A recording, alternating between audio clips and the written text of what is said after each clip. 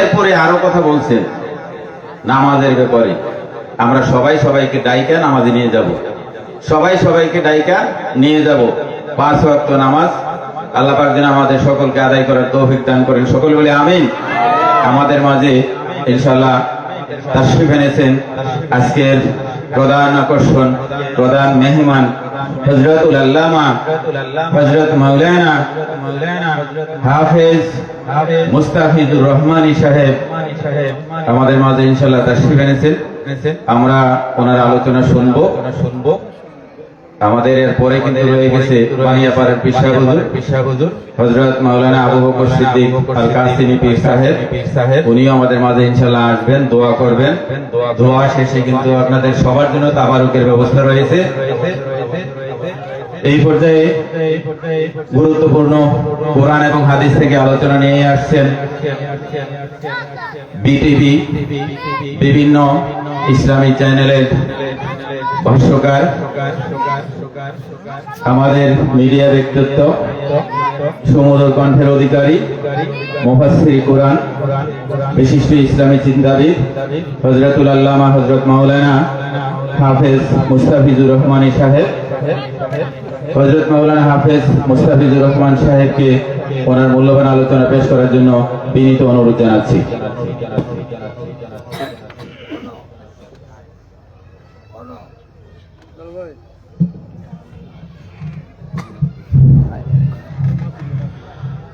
السلام عليكم ورحمة الله وبركاته.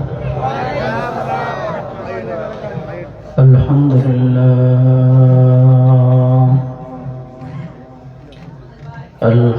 لله وكفى، سلام على عباده الذين اصطفى، خصوصا على سيد الرسل وخاتم الأنبياء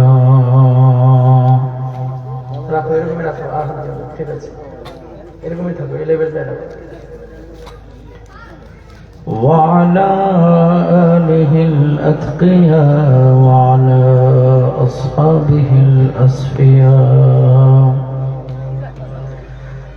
ونشهد أن لا إله إلا الله وحده لا شريك له، ونشهد أن محمدا عبده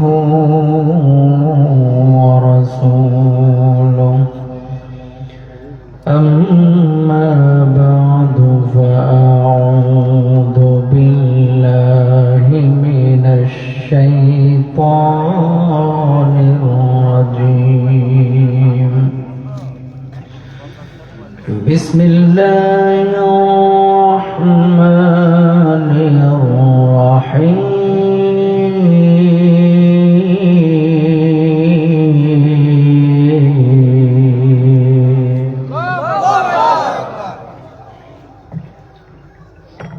من ذا الذي يقرض الله قرضا حسنا فيضاعفه له أضعافا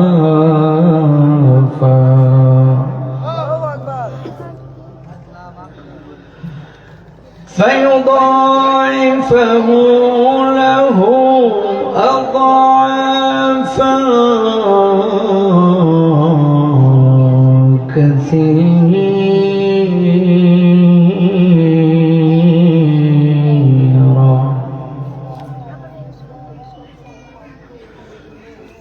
والله يقبض ويبسط وإليه ترجعون.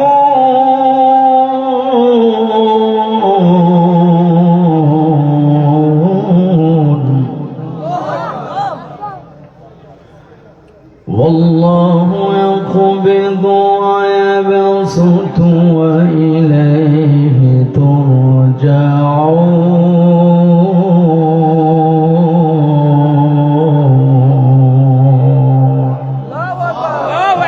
صدق الله العظيم. وقال النبي صلى الله عليه وسلم إذا استحلت أمتي خمسا فعليهم الدماء إذا ظهر التلاب وشرب الخمور ولبسوا الحرير واتخذوا القيان واقتفى الرجال بالرجال والنساء بالنساء. وقال تعالى في شان حبيبه إن الله وملائكته يصلون على النبي يا أيها الذين آمنوا صلوا عليه وسلموا تسليما. اللهم صل على রাতে থেকো প্রভু এ জীবনে হয়েছে সাথী আসবে গহিনী রাতে লা ইলাহা ইল্লাল্লাহ সবাই বলেন লা ইলাহা ইল্লাল্লাহ লা ইলাহা ইল্লাল্লাহ লা ইলাহা ইল্লাল্লাহ লা ইলাহা ইল্লাল্লাহ মুহাম্মাদুর রাসূলুল্লাহ সাল্লাল্লাহু আলাইহি ওয়াসাল্লাম। মুআজ্জাজ মুকাররম সম্মানিত মুসল্লিয়ান ইকরাম, জাহাপুর দক্ষিণপাড়া যুব সমাজের উদ্যোগে ষষ্ঠ বার্ষিকী ওয়াজ ও দোয়ার মাহফিলে উপস্থিত সম্মানিত প্রধান অতিথি জনাব আলহাজ কাজী শাহ মোহাম্মদ হোসেন মোফাজ্জল হোসেন কায়কোবাদ,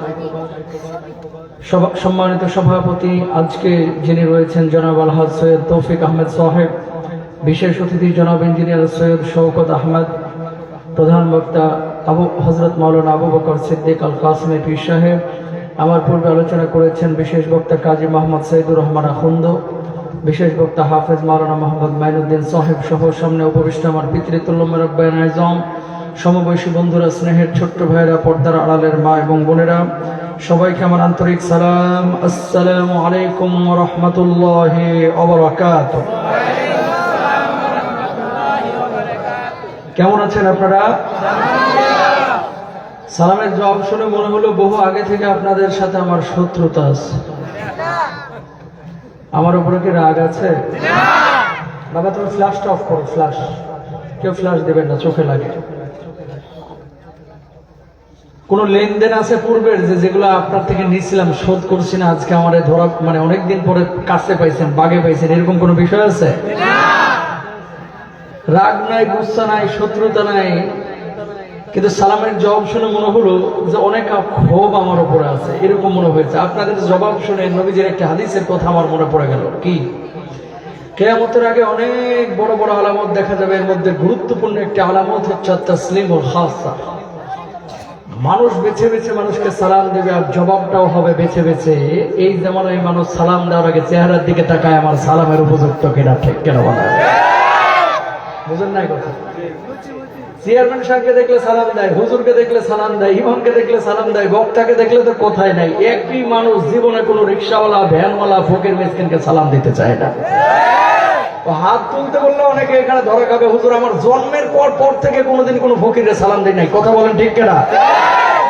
হাত তুলতে বলবো না, কারণ বললে অনেক অপরাধী ধরা খাবে। এখানে একটা আমিত্বের ভাব কাজ করে, এ ফকির ও কৃষক, ওরে আমি সালাম দেবো কা, এরকম ভাব আছে না অনেকে। জানতে হবে অন্তরের মধ্যে অহংকার আছে। কি আছে? কোরআনের ময়দানের কিছু আদব আছে, সে আদব গুলো রক্ষা করতে হবে ভাই। সাইডে কোনো কথা বলা যাবে না, দাঁড়িয়ে না থেকে বসে যেতে হবে। যারা দাঁড়িয়ে আছে আল্লাহ তাআলা এদেরকে আগে মাফ করবে, যেগুলো বসে যাবে। আল্লাহ যারা আগে বসবে এদেরকে আগে মাফ করে দাও। আমিন বলেন না? আরো জোরে বলেন। আর যে কথা না বলবে আল্লাহ তাআলা তারে আরো বেশি আগে মাফ করবে। আমিন বলেন। কেউ কোনো কথা বলবেন না। যাই হোক, স্বেচ্ছাসেবকরা দাঁড়ানো থাকুক, কোন শ্রোতা দাঁড়ায় থাকবে না। তো নবীজি বলছেন কি আফসুস সালাম, সালামের প্রচার করো, ভালোবাসা যিনি বাড়িয়ে দিবেন তিনি কে? আল্লাহ। সালামের জবাবটা সুন্দর করে দেন তো, আসসালামু আলাইকুম ওয়া রাহমাতুল্লাহ। অনেকে বললেন ওয়ালাইকুম আসসালাম, আর কেউ কেউ বলছেন ওয়ালাইকুম সালাম। এটা ভুল, বলেন ওয়ালাইকুম আসসালাম, বলেন মাশাআল্লাহ। আপনারা কেউ কেউ সালাম দেন, আসসালামু আলাইকুম, আসসালামু আলাইকুম, আসসালামু আলাইকুম, এরকম সালাম আছে না? এগুলো সালাম না, এগুলো ভণ্ডামি। জোরে বলেন আসসালামু আলাইকুম। আর ভুল করবেন না, ইনশাআল্লাহ। নিয়ে এসেছেন আমাদেরকে এখানে যিনি, তিনি কে? আল্লাহ। আরো জোরে আল্লাহ। সুস্থ রেখেছেন কে? আল্লাহ। প্রায় মাহফিলে আমি একটা কথা বলি, এই জান্নাতি বাগানে এত সুন্দর একটা পরিপাটি আয়োজনে মানুষ চাইলে আসতে পারে না, বসতে পারে না। এই জান্নাতি বাগানে কপালওয়ালারাই আল্লাহর পক্ষ থেকে আসে, ঠিক কিনা মুসলমান? যারা আপনারা বসেছেন এমনি এমনি বসেন নাই, আল্লাহর পক্ষ থেকে টিকিট পাইয়ে কিন্তু আইছেন। কথা বলেন না কেন? যারা এসেছেন আমাকে ভালোবেসে আসেন না, এসেছেন কোরআনের আকর্ষণে, আল্লাহকে ভালোবেসে, ঠিক কিনা? সুতরাং যারা এসেছেন খুশি না বেজার? হৃদয়, মন, জবান উজাড় করে সমস্যারে সবাই বলেন আলহামদুলিল্লাহ। অনেকে এসেছে, অনেকে চায়ের দোকানে বসে বসে আড্ডাবাজি করতেছে আর গীবত কমিটির সভাপতির ভূমিকা পালন করতেছে। কথা কল না কেন? মাহফিলে কিন্তু আসে নাই। আয়োজক কারারে, অমুক যুবকরা। আয়োজক কে? অমুক। বক্তা কে? অমুক। আর কে? অমুক। আগামী বছর আমরা আরো মোটা দাজা নিয়ে আসবো। কথা বলেন না কেন? ও মুসলমান, কোরআনের মধ্যে যখন কোরআনের কথা হবে, আল্লাহ আল্লাহ রাসূলের কথা হবে, কোন মুমিন ঘরের মধ্যে থাকতে পারে না, বাড়ির মধ্যে থাকতে পারে না। বক্তা যাই হোক কোরআনের আকর্ষণে ছুটে আসবে, ঠিক করে মুসলমান। সুতরাং আল্লাহ তাআলা যে আপনাদেরকে কবুল করেছেন, এটা আল্লাহর পক্ষ থেকে বিশেষ ইশারা। জোরে বলেন সুবহানাল্লাহ। আরো জোরে বলেন। যদিও বসেছেন এখানে, বাবারা কথা বলিস না কিন্তু, পিচ্চিরা সামনে কোনো কথা বলবো না। কি ঢুকলো? ওই যে এখানে খোসা লাগছে। আল্লাহ সুবহানাহু ওয়া তাআলা যদিও আপনারা এখানে বসেছেন, আসমান থেকে কিছু ফেরেশতা দিয়ে আপনাদের উপরে রহমের ডানাগুলো এখন বিছিয়ে দিয়েছেন। আর আমার আল্লাহ রাব্বুল আলামিন বলছেন, মা ইয়াকুল ইবাদি, ও আমার ফেরেশতারা, আরামের ঘুমকে হারাম করে কনকনে শীতে রাত্রে যে মানুষগুলো দুনিয়ার সব কাজকর্ম ছেড়ে কোরআনের ময়দানে ছুটে এসেছে পঙ্গপালের মতো, মানুষগুলো কি করে কি বলে, কি করে কি বলে। ফেরেশতারা তখন জবাব দেন, আল্লাহ,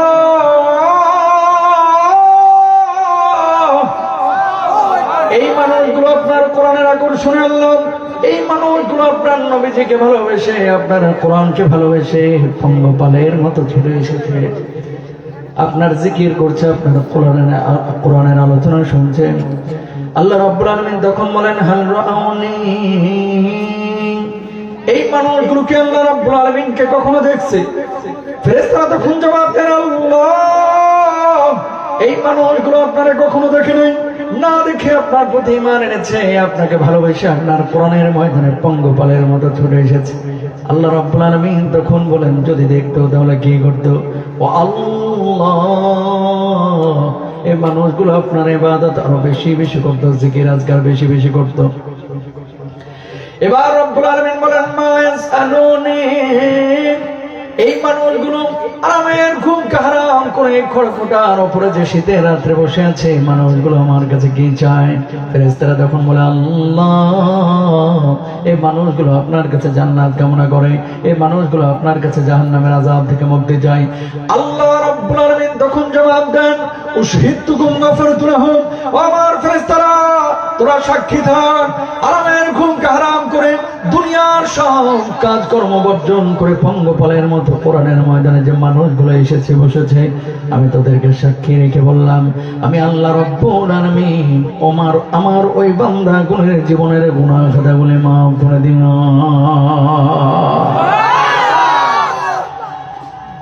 এই আপনাদের কি এখানে সুবহানাল্লাহ বলে গুনাহ টোনা হয় নাকি?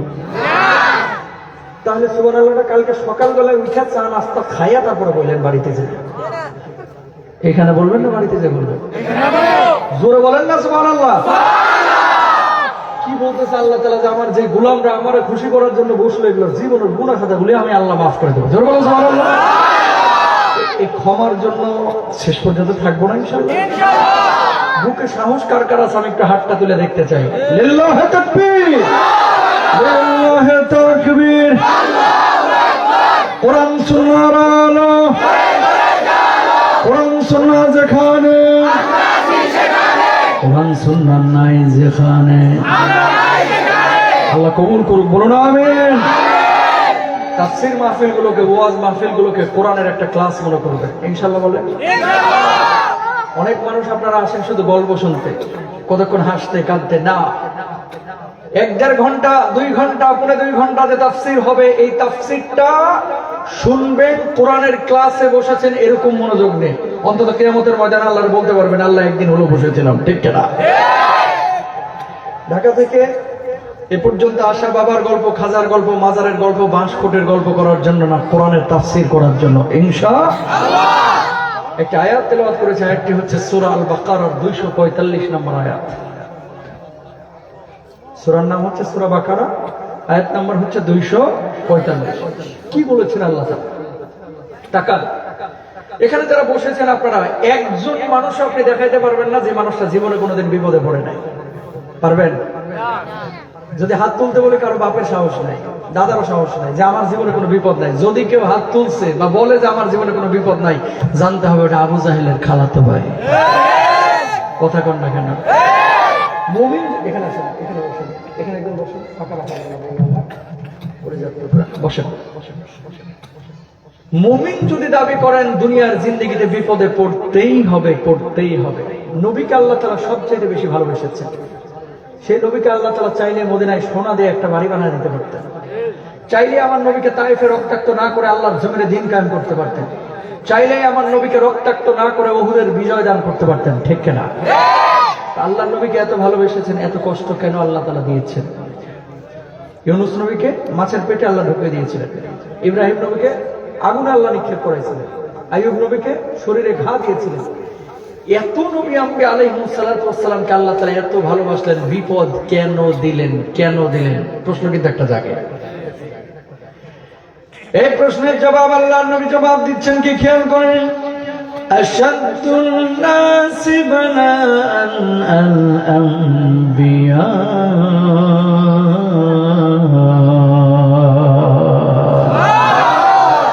আল্লাহর নবী জবাব দিলেন, দুনিয়ার জিন্দেগিতে আল্লাহ রাব্বুল আলামিন যারে যত বেশি ভালোবাসেন তারে তত বেশি বিপদ আপদ দান করেন। এই দুনিয়ার জিন্দেগিতে কেউ কেউ আছে আল্লাহর জন্য জান দেয়, কেউ কেউ আছে আল্লাহর জন্য মাল দেয়, কেউ কেউ আছে আল্লাহর জন্য খানা দেয়, কেউ কেউ আছে আল্লাহর জন্য পানি দেয়। বিপদ আপদের মুহূর্তে দুনিয়ার কিছু মানুষ আছে যারা ধৈর্য ধারণ করে, আর দুনিয়ার কিছু মানুষ আছে বিপদ আপদে পড়ে গেলে হতাশ হয়ে যায়। মুমিন কখনো বিপদ আপদের মধ্যে হতাশ হয় না, সুখে সুখে আদায় করে, দুঃখে ধৈর্য ধারণ করে, সবর ইখতিয়ার অবলম্বন করে। ও কলিজার ভাইরা আমার, আপনার আমার এই এলাকার মধ্যে এমন অনেক মানুষ পাবেন যে মানুষগুলো আল্লাহ যে হালতে রেখেছে এই হালতে সব সময় বলে আলহামদুলিল্লাহ। আর কিছু মানুষ পাবেন যারা মাসে 3 লাখ 4 লাখ কামায়, তারপরেও জিজ্ঞেস করলে কয় একরকম আছি, চলতেছে টাইনে টুইনে। বুঝেন নাই কথা? কিছু লোক রিক্সা চালায়, ভ্যান চালায়, ভাই কেমন আছেন? আলহামদুলিল্লাহ, যে অবস্থা আল্লাহ রাখছে আমি সেই অবস্থায় করি, খুশি। আর কিছু লোক মাসে 10 লাখ কামায়, যদি জিজ্ঞেস করেন কাকা কেমন আছেন, আছি একরকম। কথা কন না কেন? যে হালতে আল্লাহ রাব্বুল আলামিন আপনাকে রাখবেন সে হালতে আপনি খুশি, আমি খুশি, এটা হচ্ছে মুমিনের লক্ষণ, ঠিক না? দুনিয়ার জিন্দেগিতে মানুষ বিপদে পড়লে মানুষের কাছে হাত পাতে। কেউ মানুষকে সহযোগিতা করে আল্লাহর জন্য, খানা দেয়, পানি দেয়, টাকা দেয়, পয়সা দেয়, বাড়ি দেয়, গাড়ি দেয়, সম্পদ দেয়, রাস্তাঘাট দেয়। দুনিয়ার জিন্দেগিতে কিছু কিছু মানুষ আছে যারা আল্লাহর জন্য মানুষকে সহযোগিতা করে। কিছু মানুষ এলাকার মধ্যে পাবেন বিনা সুদে গায়ের জ্বরও দিতে চায় না। সরি, আমার ভুল হয়েছে, আমার ক্ষমা করিয়া দেন। আপনার এলাকায় একটাও সুদখোর নাই না? অন্য এলাকা আছে, বুড়িচং আছে, মুরাদনগর আছে, তিতাসে একজনও নাই, আছে না? কাকা 3000 টাকা দেন না, হ্যাপ করে উঠে দৌড় বেটা, দেখা হলে খালি টাকা টাকা করে সব যেমনি হয়। কাকা আগামী রোববারে দিব 3300, 3000-এর এগেনস্টে। কাকায় মুসকে মুসকে হাসে আর বলে দূর বোকা, টাকা কি পকেটে থাকে, চল বাড়িতে চল। টাকা এতক্ষণ টাকা ছিল না, এখন আইলো কোত্থেকে? ওই যে সুদের গন্ধ পাইছে 300, ভরভরায় টাকা বাইর হচ্ছে। টাকা দিয়ে বলে আল্লাহ লাগবো নি, কই কাকা টাকা না ছিল না, ওই তো চাষির আছে না 3000। কথা কম। নবীজি এই জন্য বলেছে কিয়ামতের আগে মসজিদে মুসল্লি বাড়বে কিন্তু ইমানদারের সংখ্যা কমবে। এই জামানা চলতেছে সেই জামানা, কপালে 6 ইঞ্চি কালো দাগ, নাম মুসলমানের কাম মুসলমানের না, টাটকা সুদখোর সুদের আখড়া নিয়ে বসে আছে। ঠিক না? একদিকে দাবি করছেন মুসলমান, আরেকদিকে খাইছেন সুদ। একদিকে দাবি করছেন মুসলমান, আরেকদিকে বউকে পর্দা করেন না। একদিকে দাবি করছেন মুসলমান, আরেকদিকে হারামের সাথে জড়িত। কথা বলেন ঠিক না? মুসলমান যে কখনো সুদ ঘুষের সাথে জড়িত হতে পারে না।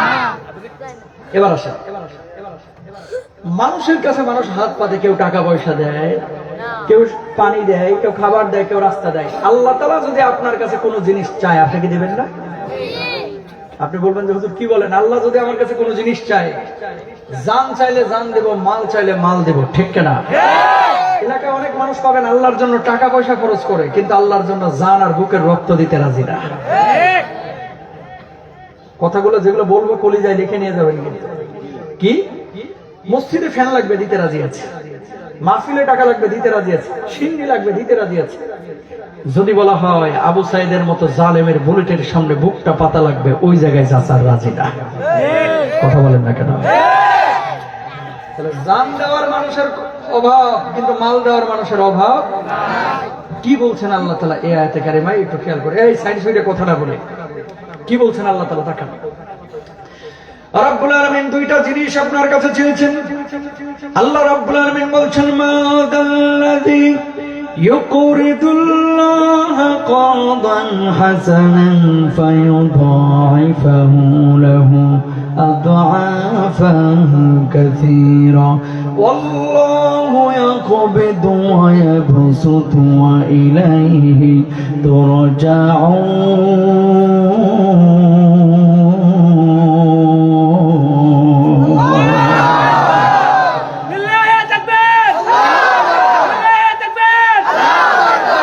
আল্লাহ রাব্বুল আলামিন বললেন, যে ব্যক্তি আল্লাহ রাব্বুল আলামিনকে দুনিয়ার জিন্দেগিতে ঋণ দিবে, আল্লাহ রাব্বুল আলামিন কিয়ামতের ময়দানে তার জন্য দ্বিগুণ বদলার ব্যবস্থা করবেন, 3 গুণ বদলার ব্যবস্থা করবেন, 4 গুণ বদলার ব্যবস্থা করবেন, বহু গুণ বদলার ব্যবস্থা করবেন।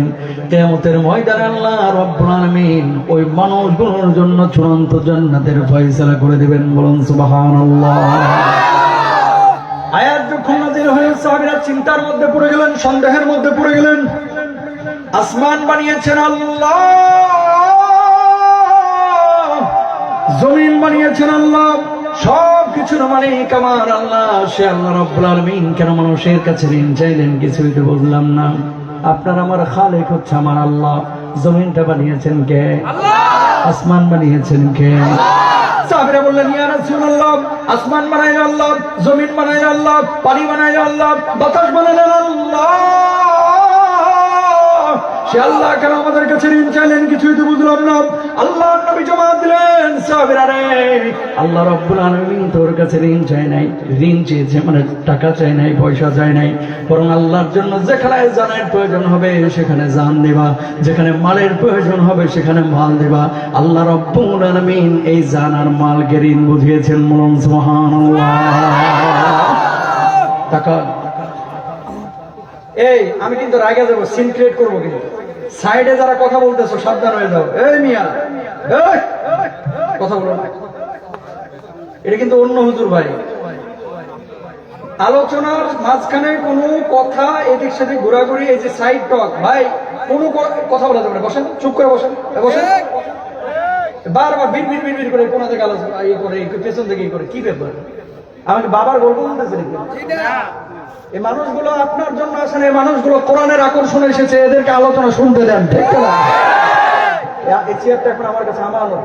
এই অডিওতে হাত দেবে না, যেমন আছে রাখা, কোনো হাত দেবে না। আপনাদেরকে একটা কথা বলি, আপনারা এসেছেন কোরআনের আকর্ষণে 2টা কথা শোনার জন্য। সেই পরিবেশটা আমাকে দিতে হবে। এই জন্য যদি আমাকে বিয়াদবি করতে হয় আমি করবো, কিন্তু কোনো কথা বলতে পারবো না। ভাই ভাল লাগতেছে না, উঠে যে বাড়িতে ঘুমাই, কিন্তু এখানে বসতে হলে কথা শুনতে হবে। কথা বলেন না কেন? আর একটা কথা যেন এই মঞ্চের মধ্যে থেকে না পাই, সাইড থেকে না পাই।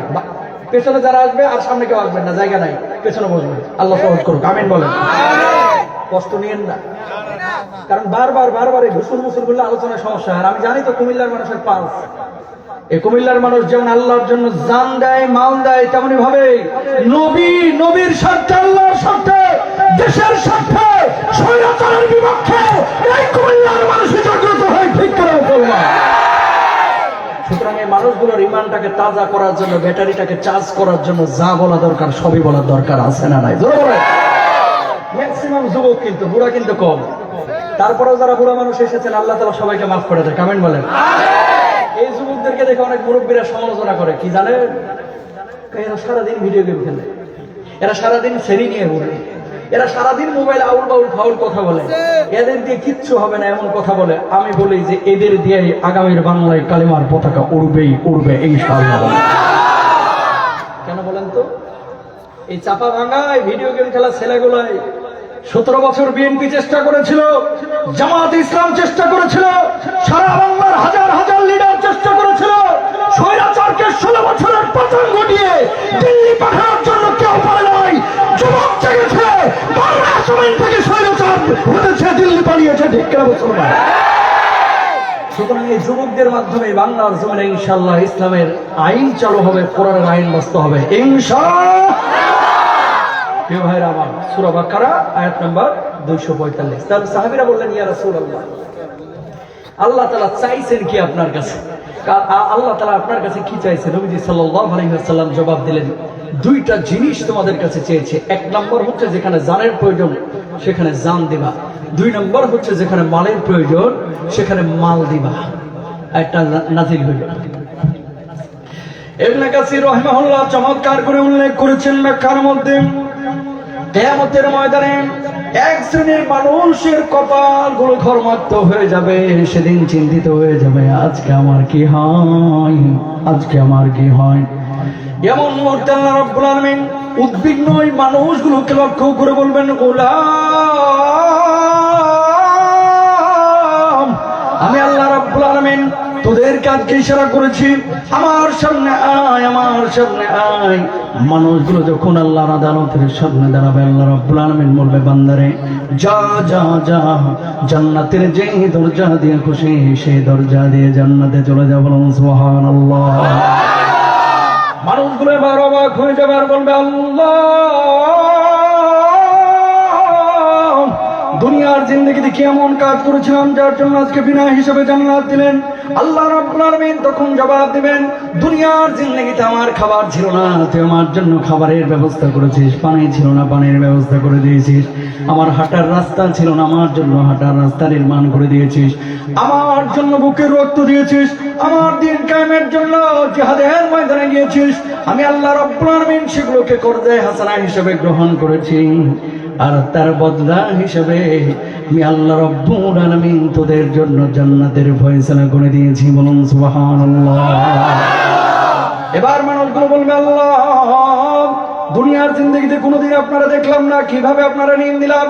আল্লাহ রাব্বুল আলামিন তখন জবাব দিবেন, তোর বাড়ির পাশে যে মানুষটা অসুস্থ ছিল তার যে সেবা দিয়েছিলি, সুস্থতার জন্য চেষ্টা চালিয়েছিলি, ওই মাখলুকের প্রতি ইহসানটাকে আমি আল্লাহ নিজের প্রতি ইহসান হিসেবে গ্রহণ করেছি।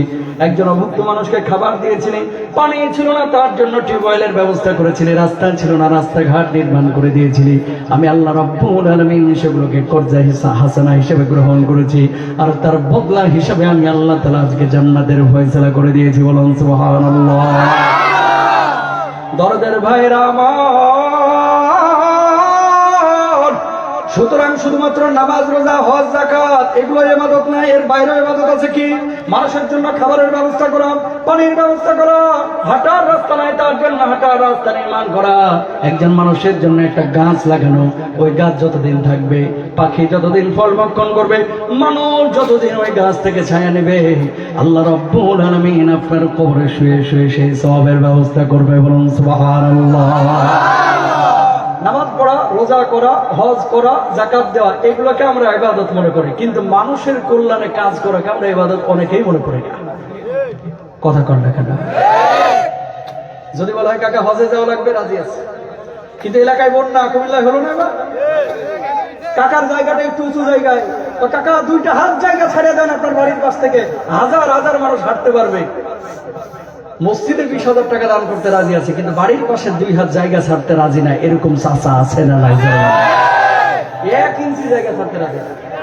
আরেকজনের আম গাছের ডাল আরেকজনের বাউন্ডারিতে ঢুকছে, তাড়াতাড়ি কাট। কেন কাকা, কি হয়েছে, কাটবে কেন? না, আমার বাউন্ডারিতে ওর ডাল ঢুকতে দেবো না। কাকায় যেন বাউন্ডারি নিয়ে কবরে যাবে। কথা কর না কেন? তাহলে আল্লাহকে জান দেওয়ার, মাল দেওয়ার মানে বুঝছেন? মানুষের কল্যাণে কাজ করা, দিনের কল্যাণে কাজ করা, আল্লাহর জমিনে আল্লাহর দিন কায়েমের জন্য চেষ্টা করা। যারা বলে সুবহানাল্লাহ। আয়াতটা যেদিন নাজিল হয়েছে, যেদিন আয়াতটা নাজিল হয়েছে, পরবর্তী দিন আবু বকর সিদ্দিক রাদিয়াল্লাহু তাআলা আনহু গিয়েছেন মদিনার বাজারে। মদিনার বাজারে যে কিনারায় দাঁড়ায় আছে, হঠাৎ একজন ইহুদি নবী সাল্লাল্লাহু আলাইহি ওয়াসাল্লামের এই সাহাবের পাশে দাঁড়ায় বলতেছে, কি গো আবু বকর, তোমার আল্লাহ এতদিন বলছে আসমান বানিয়েছে, জমিন বানিয়েছে, সব কিছুর মালিক আমার তোমার আল্লাহ। এই আল্লাহ আবার মানুষের কাছে ঋণ চাই, এটা আবার কেমন আল্লাহ? আবু বকর বলতেছে, এই ইহুদির বাচ্চা, জিহ্বা সামলায় কথা বলবি, আয়াতের অর্থ বুঝিস নাই, ব্যাখ্যা বুঝিস নাই, চুপ থাক, কিন্তু আয়াতের অপব্যাখ্যা করতে পারবি না। বলতেছেন না, তোমার আল্লাহ একটা ফকির, তোমার আল্লাহ একটা মিসকিন। নাউজুবিল্লাহ বলবেন না? আয়াতের অপব্যাখ্যা করে ইহুদি বলতেছে, এই আয়াতের, এই যে 242 নম্বর আয়াত। আবু বকর বলছে, এই ইহুদি, আমার গালি দিয়ে আমি কিচ্ছু বলবো না, আমার বাপ মারা গালি দিয়ে আমি কিচ্ছু বলবো না, কিন্তু আমার সামনে আমার আল্লাহকে গালি দিবে, আমি আবু বকর কিন্তু হাত গোটায় বসে থাকবো না। আল্লাহু আকবার। বলে যে আগুন জ্বলে না ভাই? অনেক মানুষ এলাকায় দেখবেন গ্যাঞ্জাম লাগে, আমার গালি দিচ্ছিস, আমার বাপ মারা গালি দিলে কিন্তু খবর আছে। এটা সুসন্তানের আলামত, ঠিক কিনা? তা আমার সেই বাপ মার চাইতে আমার আল্লাহ, আমার নবী, আমার কোরআন কম প্রিয় না বেশি প্রিয়? দ্বিতীয়বার আবার বলছে তোমার আল্লাহ ফকির, তৃতীয়বার আবার বলছে তোমার আল্লাহ ফকির। ইহুদি আয়াতের অপব্যাখ্যা করে, নাউজুবিল্লাহ। যাইবি কই, আবু বকর ডান হাতটা তুলে কই সেই ইহুদির গালে থাপ্পড় বসায় দিয়েছে। আল্লাহু আকবার। এবার ইহুদি গালের মধ্যে হাত দিয়া আল্লাহর নবী বিশ্বনবী সাল্লাল্লাহু আলাইহি ওয়াসাল্লামের কাছে দিলেন দৌড়। যাওয়ার পরে বললেন, ওগো মুহাম্মদ সাল্লাল্লাহু আলাইহি ওয়াসাল্লাম, কি শেখান আপনি সাহাবীদেরকে? কি শেখান? কয় কি হয়েছে? কয় আপনার সাহাবীরা তো ইহুদি ধরে ধরে মারে। কে মারছে তোমারে? কয় আপনার আবু বকর মারছে। আল্লাহর নবী বললেন, আমি বিশ্বাস করি না, আমি বিশ্বাস করি না আমার আবু বকর এইভাবে কাউরে মারতে পারে না। কয় ডাকেন আপনার আবু বকরে, আমারে মারছে কিনা। আল্লাহর নবী ডাক দিলেন, আবু বকর, কি শুনলাম তোমার ব্যাপারে, তুমি নাকি ইহুদিরা মারছ? আবু বকর জবাব দিলেন, ওগো নবীজি, এই জালেম এমন একটা অন্যায় করেছে যে অন্যায়ের কারণে তারা আমি মারতে বাধ্য হয়েছি। কি অন্যায় করেছে আবু বকর? ওগো আল্লাহর নবী, একবার না, দুইবার না, তিনবার আমার আল্লাহ রাব্বুল আলামিনকে আয়াতের অপব্যাখ্যা করে ফকির মিসকিন বলে গালি দিয়েছে, এই জন্য তারা আমি মারছি। আল্লাহর নবী বললেন, কি ইহুদি, কেন আমার আল্লাহ রাব্বুল আলামিনকে গাল বন্ধ করেছিস? আপনার আবু বকর মিথ্যা কথা বলছে, আমি সত্য কথা বলছি, আপনার আল্লাহরে গালি দিই নাই। আবু বকর, আবু বকর, কি শুনলাম তোমার ব্যাপারে, তুমি নাকি মিথ্যা কথা বলছো? আবু বকর জবাব দিলেন, ওগো নবীজি, ঈমান আনার পর থেকে আবু বকরের জবান দিয়ে কোনোদিন মিথ্যা কথা বাইর হয় নাই, কোনোদিন মিথ্যা কথা বাইর হয় নাই। মেরাজের পরে সর্বপ্রথম স্বীকৃতি তো আমি দিয়েছিলাম, আপনিই তো আমার সিদ্দিক উপাধি দিয়েছিলেন।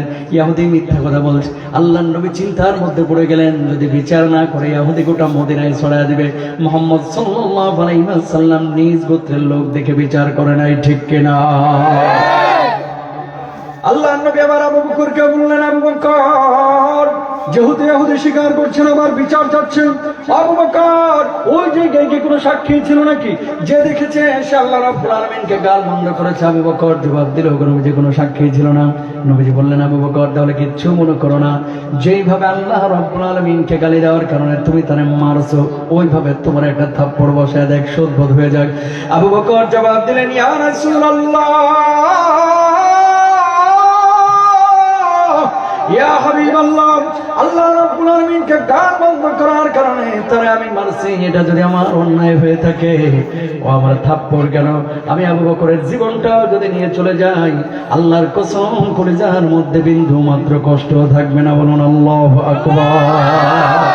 আরো জোরে বলেন। প্রিয় ভাইরা আমার, বলছে আল্লাহকে গালি দিয়েছে এর জন্য মেরেছে, আমি তো আমার নিজের জন্য মারি না। নবীজি বললেন তাকান, ইহুদি এদিকে আয়। যেহেতু তুই বলতেছিস গালি দিস নাই, আবু বকর বলেছে গালি দিয়েছে, প্রমাণ যেহেতু নাই, যা সদ্বোধ হয়ে যাক, আবু বকর একটা থাপ্পড় মেরে দেয়। রেডি হচ্ছে আমাদের আজকে তোর একদিন কে আমার একদিন, হাতটা ঘুষাই দিয়েছে, আর সাজিমে গ্রিন সিগন্যাল চলে গেছে। আল্লাহ রাব্বুল আলামিন জিবরিল আমিনকে ডাক দিলেন, ও জিবরিল আমিন, কি দেখো কি দেখো, মুহূর্তের মধ্যে আমার হাবিবের কাছে গিয়ে হাজির হও, আর কে বলো কি বিচার আপনি করছেন। আল্লাহ রাব্বুল আলামিন কিন্তু আর সাজিম থেকে সবকিছু দেখছে। ইহুদির সামনে ইহুদির হাত যেন আবু বকরের গালি স্পর্শ না করে, সবকিছু কিন্তু মেসাকার হয়ে যাবে। আর কে আমার নবীকে বলবো, আবু বকরের পক্ষে দুনিয়ার কোন সাক্ষীর প্রয়োজন নাই, আমি আল্লাহ রাব্বুল আলামিন আর সাজিম থেকে আবু বকরের পক্ষে নিজেই সাক্ষী হয়ে গেলাম। আয়াত 4 নম্বর পারা 13 নম্বর পৃষ্ঠার শুরুর অংশ আয়াত নাযিল হলো। জিবরিল আমিন আল্লাহর নবীকে আয়াত শোনায় দিলেন, লাকাদ সামিআল্লাহু কাওলাল্লাযীনা ক্বালু ইন্নাল্লাহা ফাকীরুন ওয়া নাহনু আগনিয়া।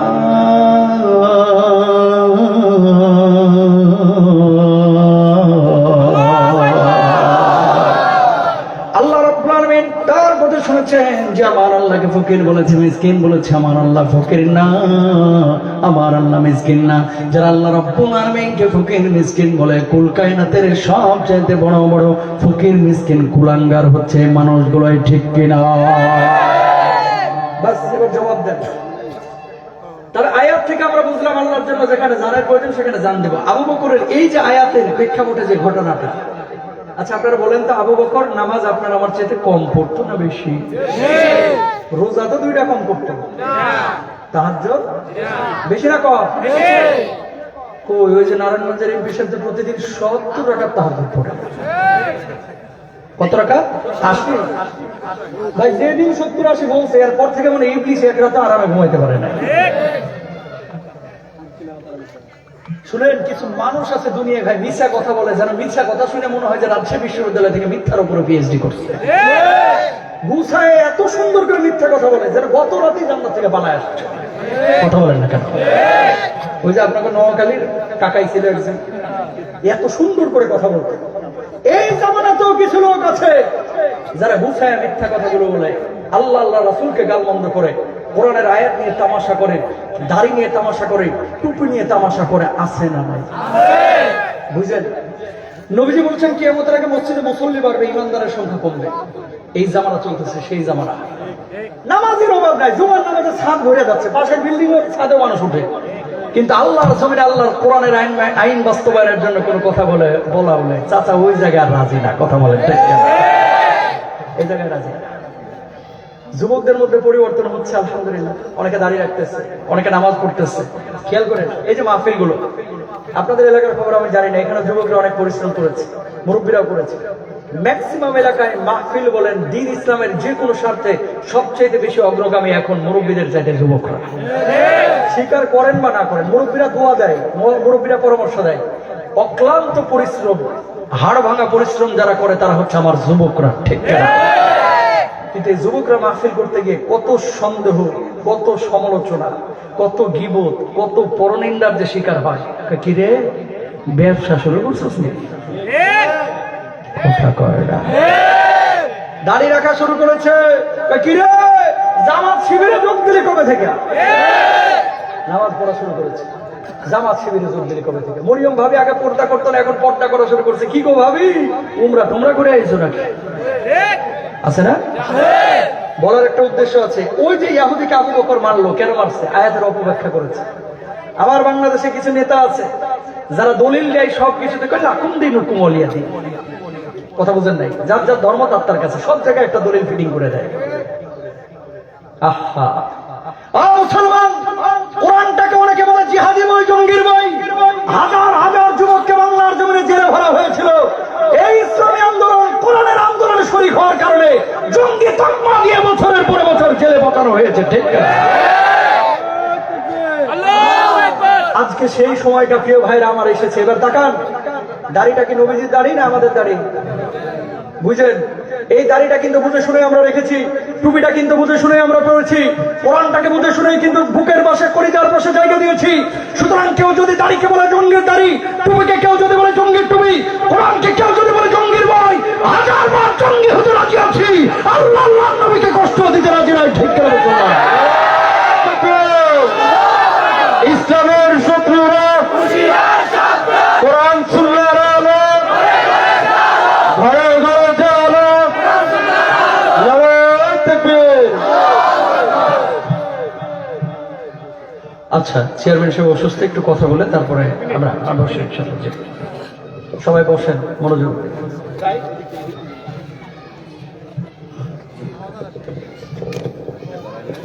বসে বলেন।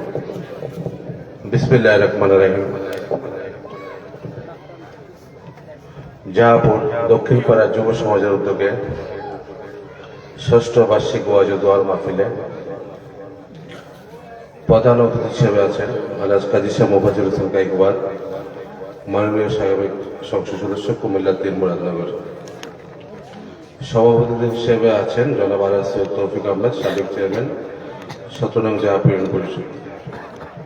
প্রধান বক্তা হিসেবে আছেন আবু বকর সিদ্দিক আল কাশিমি পীর সাহেব, বানিয়াপাড়া দরবার শরীফ। প্রধান আকর্ষণ হিসেবে আছেন প্রখ্যাত মুফাসসির কোরআন, বিশিষ্ট কোরআন গবেষক হাফেজ মাওলানা মোস্তাফিজুর রহমানী এবং অন্যান্য বিশেষ বক্তাগণ।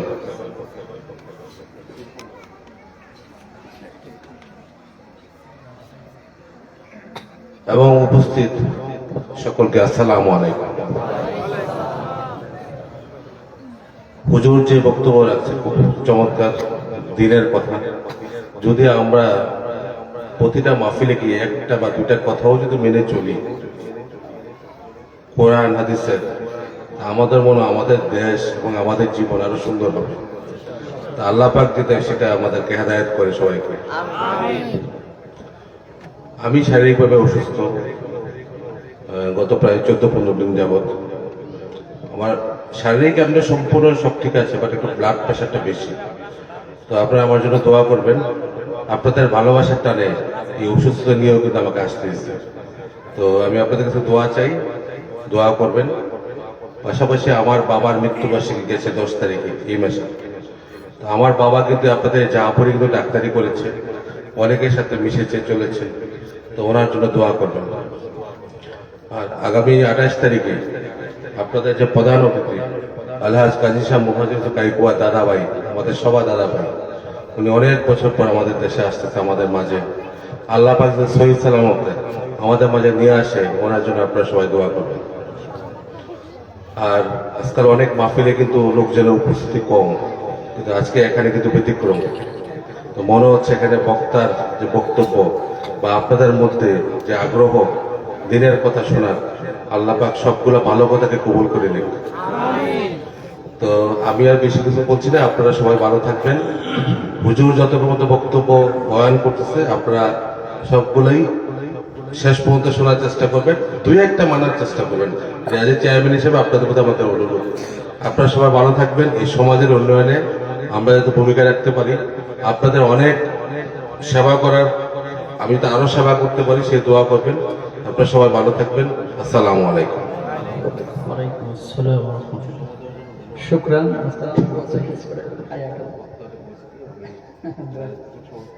না সমস্যা নেই, রেস্ট নেন আপনি বাসায় যে। শুকরান, লা ইলাহা ইল্লাল্লাহ। সবাই সবাই সবাই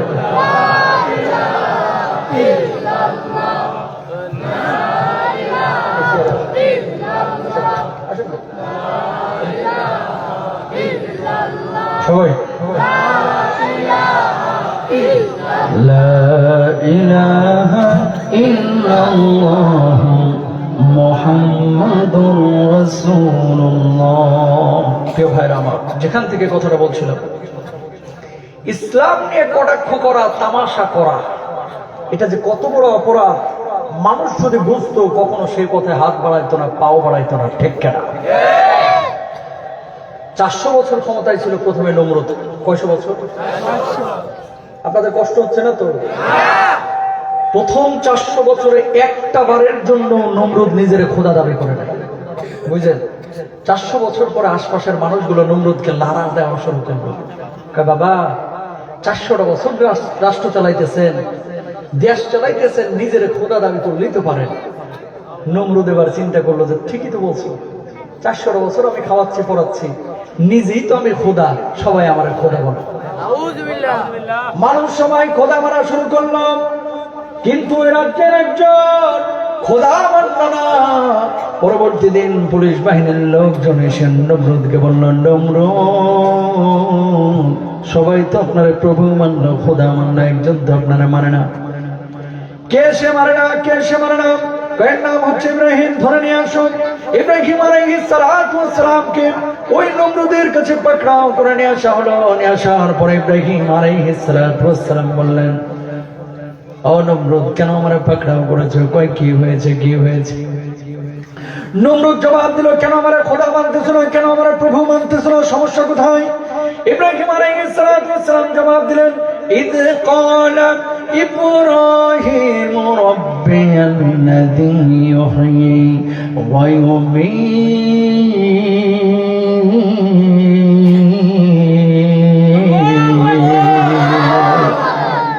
আমার আল্লাহ তো তিনি, আমার প্রভু তো তিনি, যিনি মৃত্যু দান করেন, যিনি জীবন দান করেন। নমরুদ তখন জবাব দিল, ক্বালা আনা উহয়ী ওয়া উমীত, আমি জীবন দান করি, আমি মৃত্যু দান করি। ইব্রাহিম নবী জবাব দিলেন, নমরুদ কিভাবে আপনি জীবন দান করেন, মৃত্যু দান করেন, একটু আমাদেরকে দেখান না, একটু দেখতে যাই। ওই মুহূর্তে নমরুদ দুইজন কয়েদিকে জেল থেকে বের করলেন, একজনকে ছেড়ে দিলেন জামিনে, আর একজনকে হত্যা করলেন। কয় দেখ ইব্রাহিম, আমি একজনের জীবন দিলাম, আমি একজনের মৃত্যু দিলাম। সঙ্গে সঙ্গে ইব্রাহিম নবী মুচকি আসলেন আর মনে মনে চিন্তা করলেন, এটারে যে বলে জীবন দেওয়া, মৃত্যু দেওয়া, এর চাইতে বড় লম্পট আর বাটপার ভণ্ড দুনিয়ার জিন্দেগিতে একটাও নাই, ঠিক কিনা? এটা কি জীবন দেওয়া বলে? মৃত্যু দেওয়া বলে? দুইটার পেছনে দেন তো, একজন পেছনে যাও, আব্বু পেছনে যাও, আপনি মাঝে আসেন। এই বড় একজন মাঝে বসেন তো, বসেন মাঝে বসেন, ভাইয়া আপনি বসেন, ওরা দুষ্টামি করবে, আপনি মাঝে বসেন, ঠিক আছে? তাকান, আপনারা একটু খেয়াল করবেন, ওরা ই করলে বলবেন যে কথা বলেন। জেল থেকে বের করে একজনটা বলতেছে জীবন দিলাম, আরেকজনটা বলতেছে মৃত্যু দিলাম। এটার কি জীবন মৃত্যু দেওয়া বলে? এবার ইব্রাহিম নবী জবাব দিলেন, ক্বালা ইব্রাহিম ফাইন্নাল্লাহা ইয়াতি বিশ-শামসি মিনাল মাশরিকি ফাআতি বিহা মিনাল মাগরিবি ফাবুহিতাল্লাযী কাফার। বলুন আল্লাহু আকবার। ইব্রাহিম আলাইহিস সালাতু ওয়াস সালাম বললেন, নমরুদ মানলাম তুমি জীবন দাও, তুমি মৃত্যু দান করো, মনের মধ্যে আমার কি আছে? আল্লাহর প্রতি ঈমান তো ইব্রাহিম নবীর আছে। জেল থেকে বের করে তুমি জীবন দেওয়ার মৃত্যু দেওয়া বোঝাচ্ছ, এটা আমার বোঝাইতে পারবে না। তবে দ্বিতীয় একটা কাজ যদি তুমি আমার করে দেখাইতে পারো, তাহলে তোমার উপরে ঈমান আনবো। কি কাজ করতে হবে বলো? কয় প্রতিদিন সূর্যটা ওঠে পূর্ব দিকে, পশ্চিম দিকে সূর্যটা ডুবে। কালকে তুমি পশ্চিম দিক থেকে সূর্য উঠাবা, পূর্ব দিকে সূর্যটা ডুবাইবা। যদি তুমি এই কাজটা করতে পারো, তাহলে তোমার উপরে আমি ঈমান আনবো। ফাবুহিতাল্লাযী কাফার। নমরুদের চোখে মুখে একবার অন্ধকার দেখা শুরু করলো, আর কোনো জবাব নাই। জবাব একটা ছিল, যদি ঈমান আনো তাহলে ঈমান আনো, আর না আনলে জেলের মধ্যে ঢুকায় আগুনে নিক্ষেপ করবো। বলুন নাউযুবিল্লাহ। ইব্রাহিম নবী জবাব দিলেন, নমরুদ বুঝে শুনে কলিজার মধ্যে ঈমানকে জায়গা দিয়েছি, আমার আল্লাহ রাব্বুল আলামিনের প্রতি ঈমান এনেছি, তুই আমার আগুনের মধ্যে নিক্ষেপ করার জীবনটা নিয়ে চলে যা। আল্লাহর কসম করে বলি, দুনিয়া ছাড়তে রাজি আছি, জীবনটারে উৎসর্গ করতে রাজি আছি, কিন্তু যে ঈমানটাকে কলিজার মধ্যে রেখেছি, ওই ঈমান আমি কখনো বের করতে পারবো না। বলুন আল্লাহু আকবার। জেলের মধ্যে নিয়ে আগুনে নিক্ষেপ করে। 2 বছর আগে আমার তুরস্ক সফর ছিল, বড় শখ ছিল যে নমরুদ কোন জায়গায় ইব্রাহিম নবীকে আগুনে নিক্ষেপ করেছিল, জায়গাটা দেখে এখনো আছে। এই জায়গাটা হচ্ছে সিরিয়া, ইরাকের কুর্দিস্তান আর তুরস্কের একটা বর্ডার এলাকা, 3 দেশের। আমি গেলাম, যাওয়ার পরে দেখতেছি এখানে পানির জলাশয় বিশাল বড়, এক একটা গ্লাস কাপ রুই মাছ একেবারে হাতের সমান সমান, হাত বাড়াইলে মাছ আপনার হাতে এসে উঠে থাকে, লাখ লাখ কোটি কোটি মাছ, কেউ ধরেও না, খায়ও না, বিশ্ববিদ্যালয়ের একজন টিচারকে বললাম যে মাছগুলো কোথা থেকে আসলো আর পানিটা কোথাকার। তো এই পানি হচ্ছে সেই পানি, কুলনা ইয়া নারু কুনি বারদা ওয়া সালামান আলা ইব্রাহিম। আল্লাহ যে আগুনটা বলছিল যে পানি হয়ে যা, বরফ হয়ে যা, ওই বরফ গলা পানি আল্লাহ রাব্বুল আলামিন এই কালের সাক্ষী হয়ে আজ পর্যন্ত রেখে দিয়েছেন। বলুন আল্লাহ। এই যে লাখ লাখ মাছ খায় না কে? মাছকে হাত দিলে হাতের উপর উঠে আসে না পালায়? হাত দিলে আপনার হাতের উপর উঠে মাছ বসে থাকে। লাখ লাখ মাছ খায় না। আমি বললাম এই মাছ কোথাকার, কেন খায় না? আগুন তো পানি হইলো, বরফ তো পানি হইলো, লাকড়ি গুলো হইব নাকি? ওই লাকড়িও তো সম্মানিত, আল্লাহর আদেশ মানছিল, এই জন্য আল্লাহ তাআলা ওই লাকড়ি গুলোকে মাছ বানায় দিচ্ছে। বুঝছেন? দেখেন, ইমানের কারণে ইব্রাহিম নবী আগুনে নিক্ষিপ্ত হয়েছে, ইমান ছেড়েছে। নবীজির সামনে কখনো কখনো কাফেররা এসে বসে থাকতো, শুধু সাহাবীরা না। আমর ইবনুল আস ইমান আনেন নাই, নবীজির সামনে এসে বসে থাকে। সাহাবীরা বলতেছে, এই বেটা ইমান আনো না, বসে থাকো কেন নবীজির সামনে, নবীজির মাহফিলে, নবীজির মজলিসে, দরবারে? ইমান আনো না, নবীর সামনে বসে থাকো কেন? কই ভাই না করিস না, ওনার মুখে আর জবানে যে কি মধু আছে, কথা শুনলেই ভাল লাগে, মুখ থেকে যেন কথা না এক একটা মুক্তার দানা বাইরে পায়, এই জন্য বসে থাকে। ইমান আনি নাই, কি হয়েছে, একটু সুযোগ দে ওনার কথাগুলো শোনার। আব্দুল্লাহ জুলবাজা দেয়, বেটা ইমান আনো না, বয়ে দাও না করিস না ভাই, ওনার কথার ওয়াজ শুনলে কলিজাটা ঠান্ডা হয়ে যায়। সুবহানাল্লাহ বলবেন না? ওদের সাথে আমাদের পার্থক্যটা কি? আমর ইবনুল আস একদিন বসা, তখন ঈমান আনেন নাই। হঠাৎ মৌমাছির মতো গুনগুন গুনগুন আওয়াজ শুরু হয়ে গেল, বুঝতে বাকি রইল না আল্লাহর নবী বিশ্বনবী সাল্লাল্লাহু আলাইহি ওয়াসাল্লামের উপরে কোরআনের আয়াত নাযিল শুরু হয়েছে, সূরা নাযিল শুরু হয়েছে। সঙ্গে সঙ্গে সাহাবীরা বললেন, ওগো নবীজি এতক্ষণ আওয়াজ শুনলাম, কি সূরা বা কি আয়াত নাযিল হয়েছে একটু বলবেন নাকি? আল্লাহর নবী বললেন, সাহাবীরা রে, আল্লাহ রাব্বুল আলামিন যে সূরাটা নাযিল করেছে আজকে, সেই সূরার নাম হচ্ছে সূরা আসর। সুবহানাল্লাহ বলেন। আল্লাহর নবী একটু বলেন আমরাও শুনবো। আল্লাহর নবী বললেন, ওয়াল আসরি ইন্নাল ইনসানা লাফি খুসর ইল্লাল্লাযীনা আমানু ওয়া আমিলুস সালিহাতি ওয়া তাওয়াসাউ বিল হাক্কি ওয়া তাওয়াসাউ বিস সাবর। বলুন আল্লাহু আকবার। আসরের সময়ের সব মানুষ ক্ষতির মধ্যে। চার শ্রেণীর মানুষ ছাড়া, যারা ঈমান এনেছে, যারা সৎ কাজ করেছে, যারা সৎ উপদেশ দিয়েছে, যারা ধৈর্য ধারণ করেছে, মানুষগুলো সফল কাম দুনিয়া এবং আখিরাতে। আয়াতটা যখন নবীজি পড়লো, সূরা যখন পড়লো, সব সাহাবীরা মুখস্থ করে ফেললেন। আমর ইবনুল আস যদি ঈমান আনেন নাই, তিনিও মজলিসের মধ্যে ছিলেন, তিনিও বললেন, আমাকেও একটু বলেন, আমি এই সূরাটা মুখস্থ করে নিব। বলুন আল্লাহু আকবার। যখন ঈমান আনেন নাই, সূরা মুখস্থ হয়ে গেল। ওই সময় মুসাইলামাতুল কাযযাব নিজের শেষ নবী দাবি করত, মৃত্যু। এই মুসাইলামাতুল কাযযাবের সাথে ছিল আমর ইবনুল আসের বন্ধুত্ব। কি তো বন্ধুর কাছে বন্ধু যায় না ঘুরতে? পরবর্তী দিন গেছে মুসাইলামাতুল কাযযাবের কাছে, কিরে মুসাইলামা, এই আবু বকরের নবীর উপরে দেখি 2 দিন পর পর সূরা নাযিল হয়, আয়াত নাযিল হয়, তোর উপরে দেখি সূরা টোনা নাযিল হয় না, তুই কিসের নবী, ঘোড়ার ডিমের নবী? কথা বুঝেন নাই যে মুহাম্মদ সাল্লাল্লাহু আলাইহি ওয়াসাল্লামের উপরে 2 দিন পর পর আয়াত নাযিল হয়, সূরা নাযিল হয়, তোর উপরে কি সূরা টোনা নাযিল হয় না? অমনি জবাবে কি বলতেছে জানেন মুসাইলামা? কই বেটা, আমার উপরে সূরা টোনা নাযিল হই, আমি ওই আবু বকরের নবীর মতো মানুষের সামনে বলে বেড়াই না। নাউযুবিল্লাহ বলবেন না? আমি মানুষের সামনে বলি না। করি তা আমারে বাবা, এত বড় আল্লাহর ওলি তুই।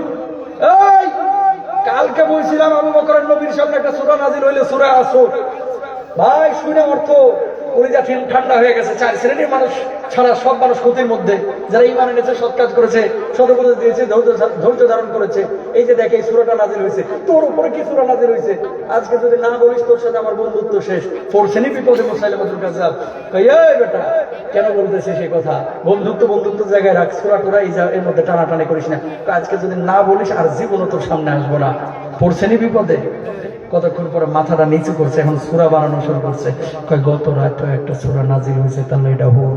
কয় বল। কি সূরা নাযিল হয়েছে বানাইতে হবে না, একটা মাথা নিচু করে একটা কবিতার মতো বানাইছে, মাথাটা উঁচু করে এবার বলতেছে ইয়া অবরা অবরা ফাইন্না মান তালাহু জুনানা সদরা সদরা, হে খরগোশের বাচ্চা তোর কানগুলো ছোট, তোর ল্যাঞ্জা ছোট, তোর পাগুলো ছোট, তোর পেটটা মোটা, তোর চোখটা ছোট, তোর নাকটা ভুসা, এটা বুঝি সূরা। ইবলিসও বিশ্বাস করবে না, ঠিক কিনা?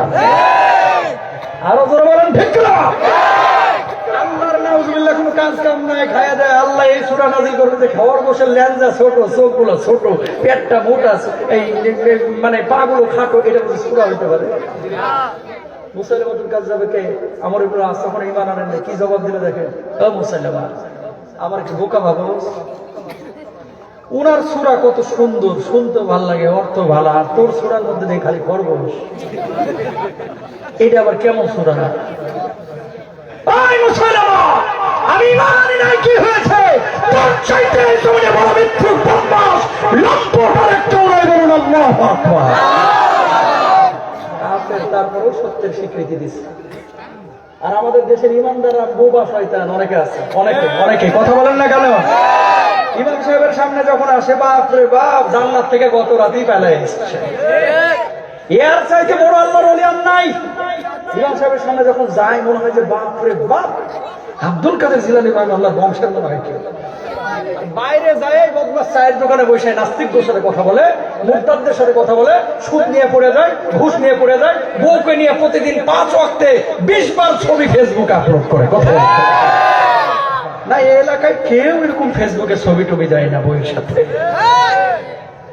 না না আসেনি, তুই আসতে কোন মানুষ শুনে ফেলে হারাম। কি এটা? আরো জোরে বলেন। খুব সুন্দর করে বুঝেন, নামাজ রোজা হজ যাকাত ফরজ আমরা পাইছি কোথা থেকে? সবাইকে কথা বলতে হবে বুঝার জন্য। নামাজ রোজা হজ যাকাত ফরজ আছে কোথায়? কোরআনে। ওই কোরআনে আল্লাহ তাআলা বলেছে পর্দা করা ফরজ। ঠিক, কি পর্দা করা ফরজ?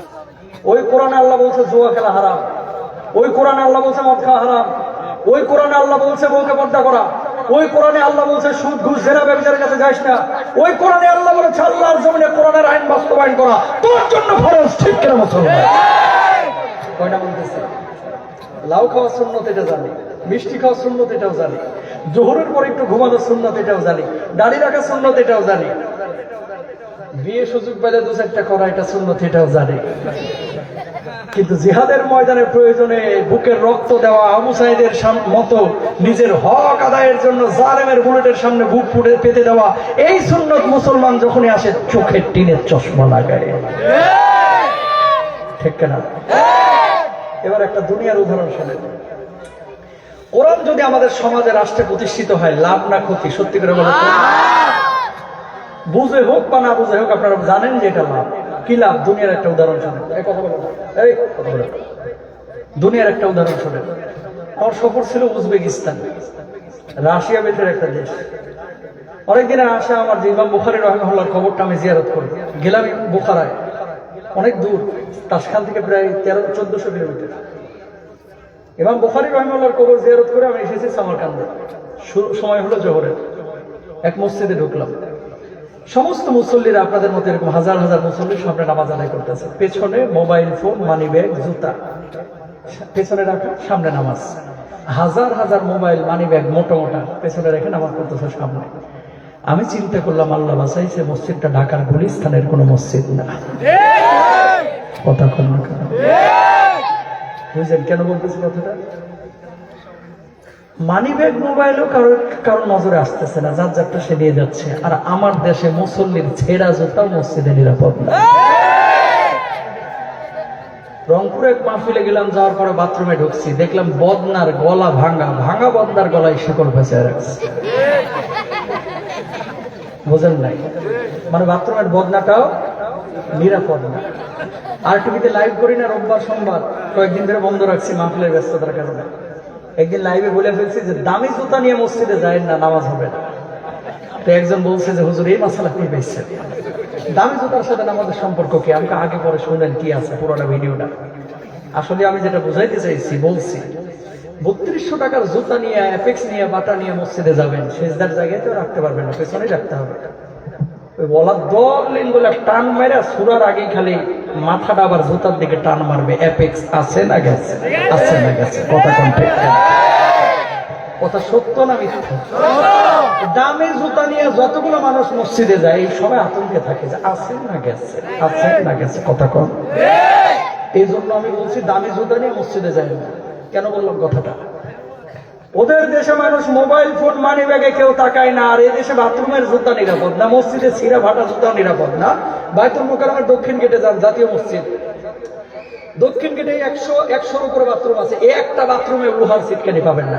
কে নিয়ে গেছে? সব হিরণপুরগুলো খুলে ফেলে লোহার সিটকানি নিয়ে চলে গেছে। যে দেশের মধ্যে চোর বন্ধ নাই, চুরি বন্ধ নাই, মসজিদের মুসল্লির জুতা নিরাপদ না, ওই দেশের মধ্যে আল্লাহর কোরআন ছাড়া চুরি করা কখনো বন্ধ হবে না। ঠিক করে ভাইরা, আল্লাহর কোরআন এস্টাবলিশ করার জন্য, কায়েম করার জন্য চেষ্টা আপনার আমার চালানোর দরকার আছে না? সবার আছে। নবী সাল্লাল্লাহু আলাইহি ওয়াসাল্লাম কি বলছেন? ইউসবিহু রাজুলু মুমিনা ওয়া ইউমসি কাফিরা। কিয়ামতের আগে সন্ধ্যাবেলায়, সকালবেলায় থাকবে মুমিন, সন্ধ্যাবেলায় হয়ে যাবে কাফের। সন্ধ্যাবেলায় থাকবে মুমিন, সকালবেলায় হয়ে যাবে কাফের। এই জামানা চলতেছে, সেই জামানা। নামাজ পড়ে, রোজা করে, হজ করে, যাকাত দেয়, আমার কলিজার টুকরা অনেক ভাইরা রোজা ভঙ্গের কারণ জানে, ওযু ভঙ্গের কারণ জানে, কিন্তু ঈমান ভঙ্গের কারণ অধিকাংশ মুসলমানই জানে না। ঠিক কিনা?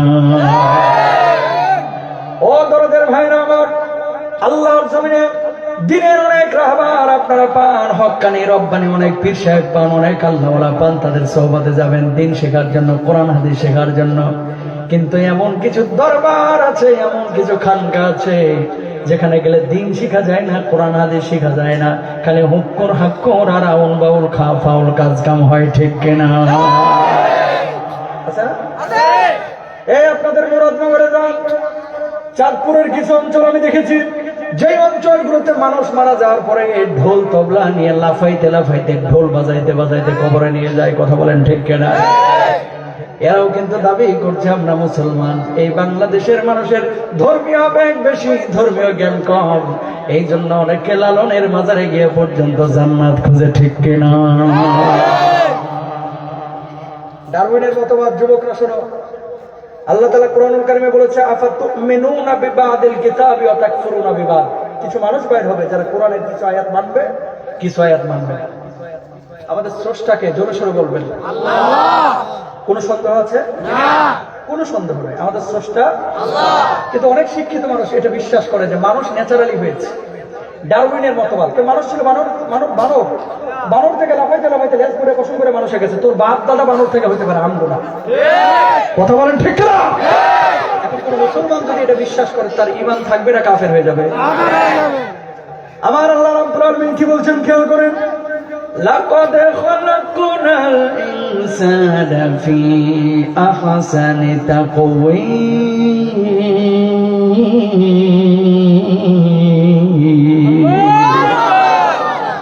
আল্লাহ রাব্বুল আলামিন বললেন মানুষকে আমি সুন্দর আকার আকৃতি দিয়ে, অবয়ব দিয়ে তৈরি করেছি। খেয়াল করেন, আঙ্গুল দিয়েছে কয়টা? 3টা আঙ্গুল যদি আল্লাহ দিতেন তাহলে মোবাইলটা টিপতে পারতেন না, খাবার ঠিক মতো লোকমা করে ধরতে পারতেন না, ভ্যান চালাইতে পারতেন না, কলম দিয়ে লিখতে পারতেন না। এই জন্য আল্লাহ রাব্বুল আলামিন 5টা আঙ্গুল আপনারা দিয়েছেন। জোরে বলেন সুবহানাল্লাহ। ও দরদের ভাইরা আমার, চোখ দুটাকে আল্লাহ রাব্বুল আলামিন পাশাপাশি দিয়েছেন। একটা চোখ যদি মাথার নিচে আর একটা যদি আপনার পাছার উপরে দিত কেমন হইতো? ভালো লাগতো না? বুঝেন নাই কথা? চোখ একটা দিল এখানে আর একটা দিল আপনার নিতম্বের উপরে, দেখতে ভালো লাগতো? তাকান, খুব মনোযোগ দিয়ে কথাটা বোঝার চেষ্টা করবেন। নাকটা এখানে আল্লাহ তাআলা দিয়েছে, এই জন্য গরুর গোশত খাইলে, পাবদা মাছ খাইলে, শিং মাছ খাইলে, কুমিল্লার রসমালাই, মাতৃভান্ডারের খাইলে স্বাদটাও পান, নাকে একটা ঘ্রাণও পান, এর লাগে মজা লাগে। আর নাকের মধ্যে যখন সর্দি লেগে নাকটা একবার টোস্ট বিস্কুটের মতো করকরে হয়ে যায়, তখন কিন্তু মুখের মধ্যে যাই দেন, পোলাও, কোরমা, রোস্ট ব্রোস্ট সবই মাটি মাটি লাগে। কথা কন না কেন? তার মানে শুধু স্বাদ না, ঘ্রাণটা বোঝানোর জন্য আল্লাহ তাআলা মুখের উপরে নাকটারে ফিটিং করেছে যে বান্দা খাবি, স্বাদও পাবি, নাক দিয়ে ঘ্রাণও পাবি, খায়া মজা পাবি। একটা বার কল্পনা করেন নাকটারে এখানে না দিয়ে যদি আপনার নিতম্বের উপরে ফিটিং করতে, গন্ধে থাকতে পারতেন না। ঠিক না? ইশারা কার? আল্লাহ। সুবহানাল্লাহ, জোরে বলেন তো। একটা ইলিশ মাছ, পেটের মাছে এক স্বাদ, লেজের মাছে আর এক স্বাদ, ডিমের মধ্যে আর এক স্বাদ, মগজে আর একটা স্বাদ, মাছ একটা 8 রকমের স্বাদ একটা ইলিশের মধ্যে। সুবহানাল্লাহ বলেন না। একটা গাভীর দুধ, এখান থেকে রসমালাই, এখান থেকে চমচম, এখান থেকে পায়েস, এখান থেকে ঘি, এখান থেকে আবার রসগোল্লা, এখান থেকে আবার সন্দেশ, এখান থেকে আবার মনে করেন কত ধরনের দধি মধি দই টই কত কিছু। দুধ কিন্তু একটা। ইশারা কার? তাহলে একজন স্রষ্টা আছে। আপনারা তো সবাই আকাশ থেকে ধাপ ধাপ করে পড়ে জন্ম নিয়েছেন নাকি? মায়ের পেট থেকে কিভাবে আল্লাহ রাব্বুল আলামিন তৈরি করেছেন খেয়াল করেন। ثم خلقنا النطفة علقة فخلقنا العلقة مضغة فخلقنا المضغة عظاما فكسونا العظام لحما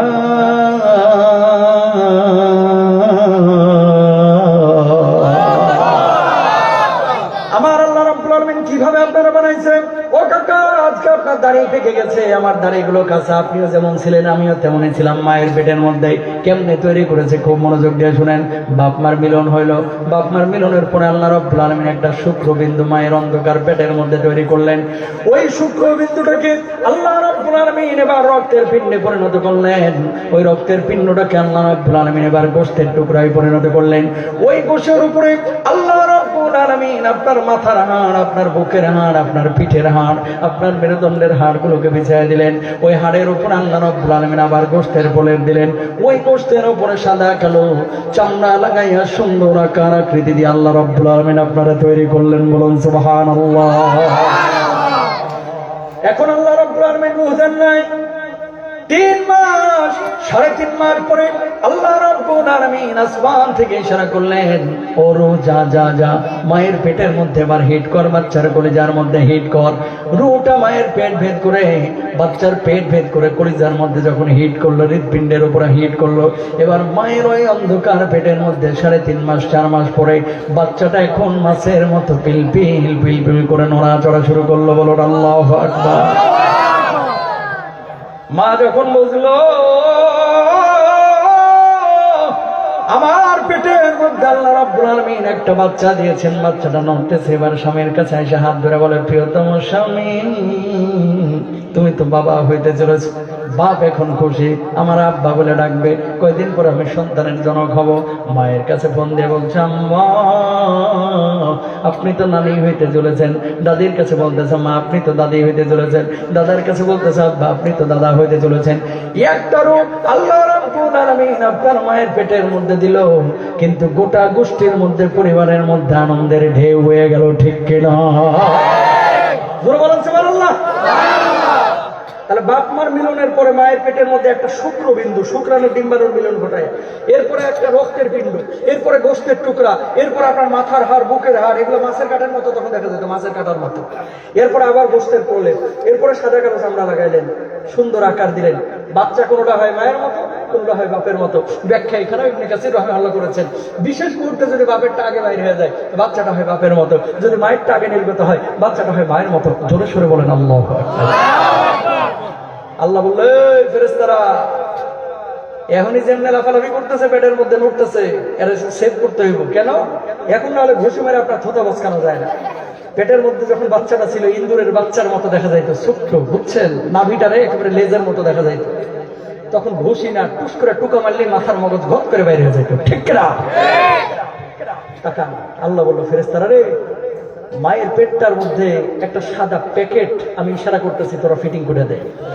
আল্লাহ ইশারা করলো, সাদা প্যাকেট, বেলুনের মতো, বেলুন ফুলান না, সাদা বেলুন, বেলুনের মতো একটা প্যাকেট তৈরি করলো। আল্লাহ এবার কি করবো? কই বেলুনের মতো ওই প্যাকেটের মধ্যে 2-2.5 লিটার পিচ্ছিল পানি ঢোকায় দেয়। আল্লাহ ঢোকায় দিল, ফেরেশতারা ঢোকায় দিল। সুবহানাল্লাহ বলবেন না? আল্লাহ এবার কি করবো? কই বাচ্চাটারে পানির মধ্যে ভাসায় দেয়। জোরে বলেন সুবহানাল্লাহ। আল্লাহ এবার কি করবো?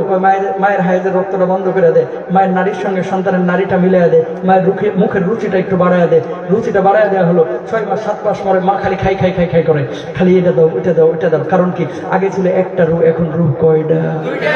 আরো আসতে বলেন, রূপ কয়টা?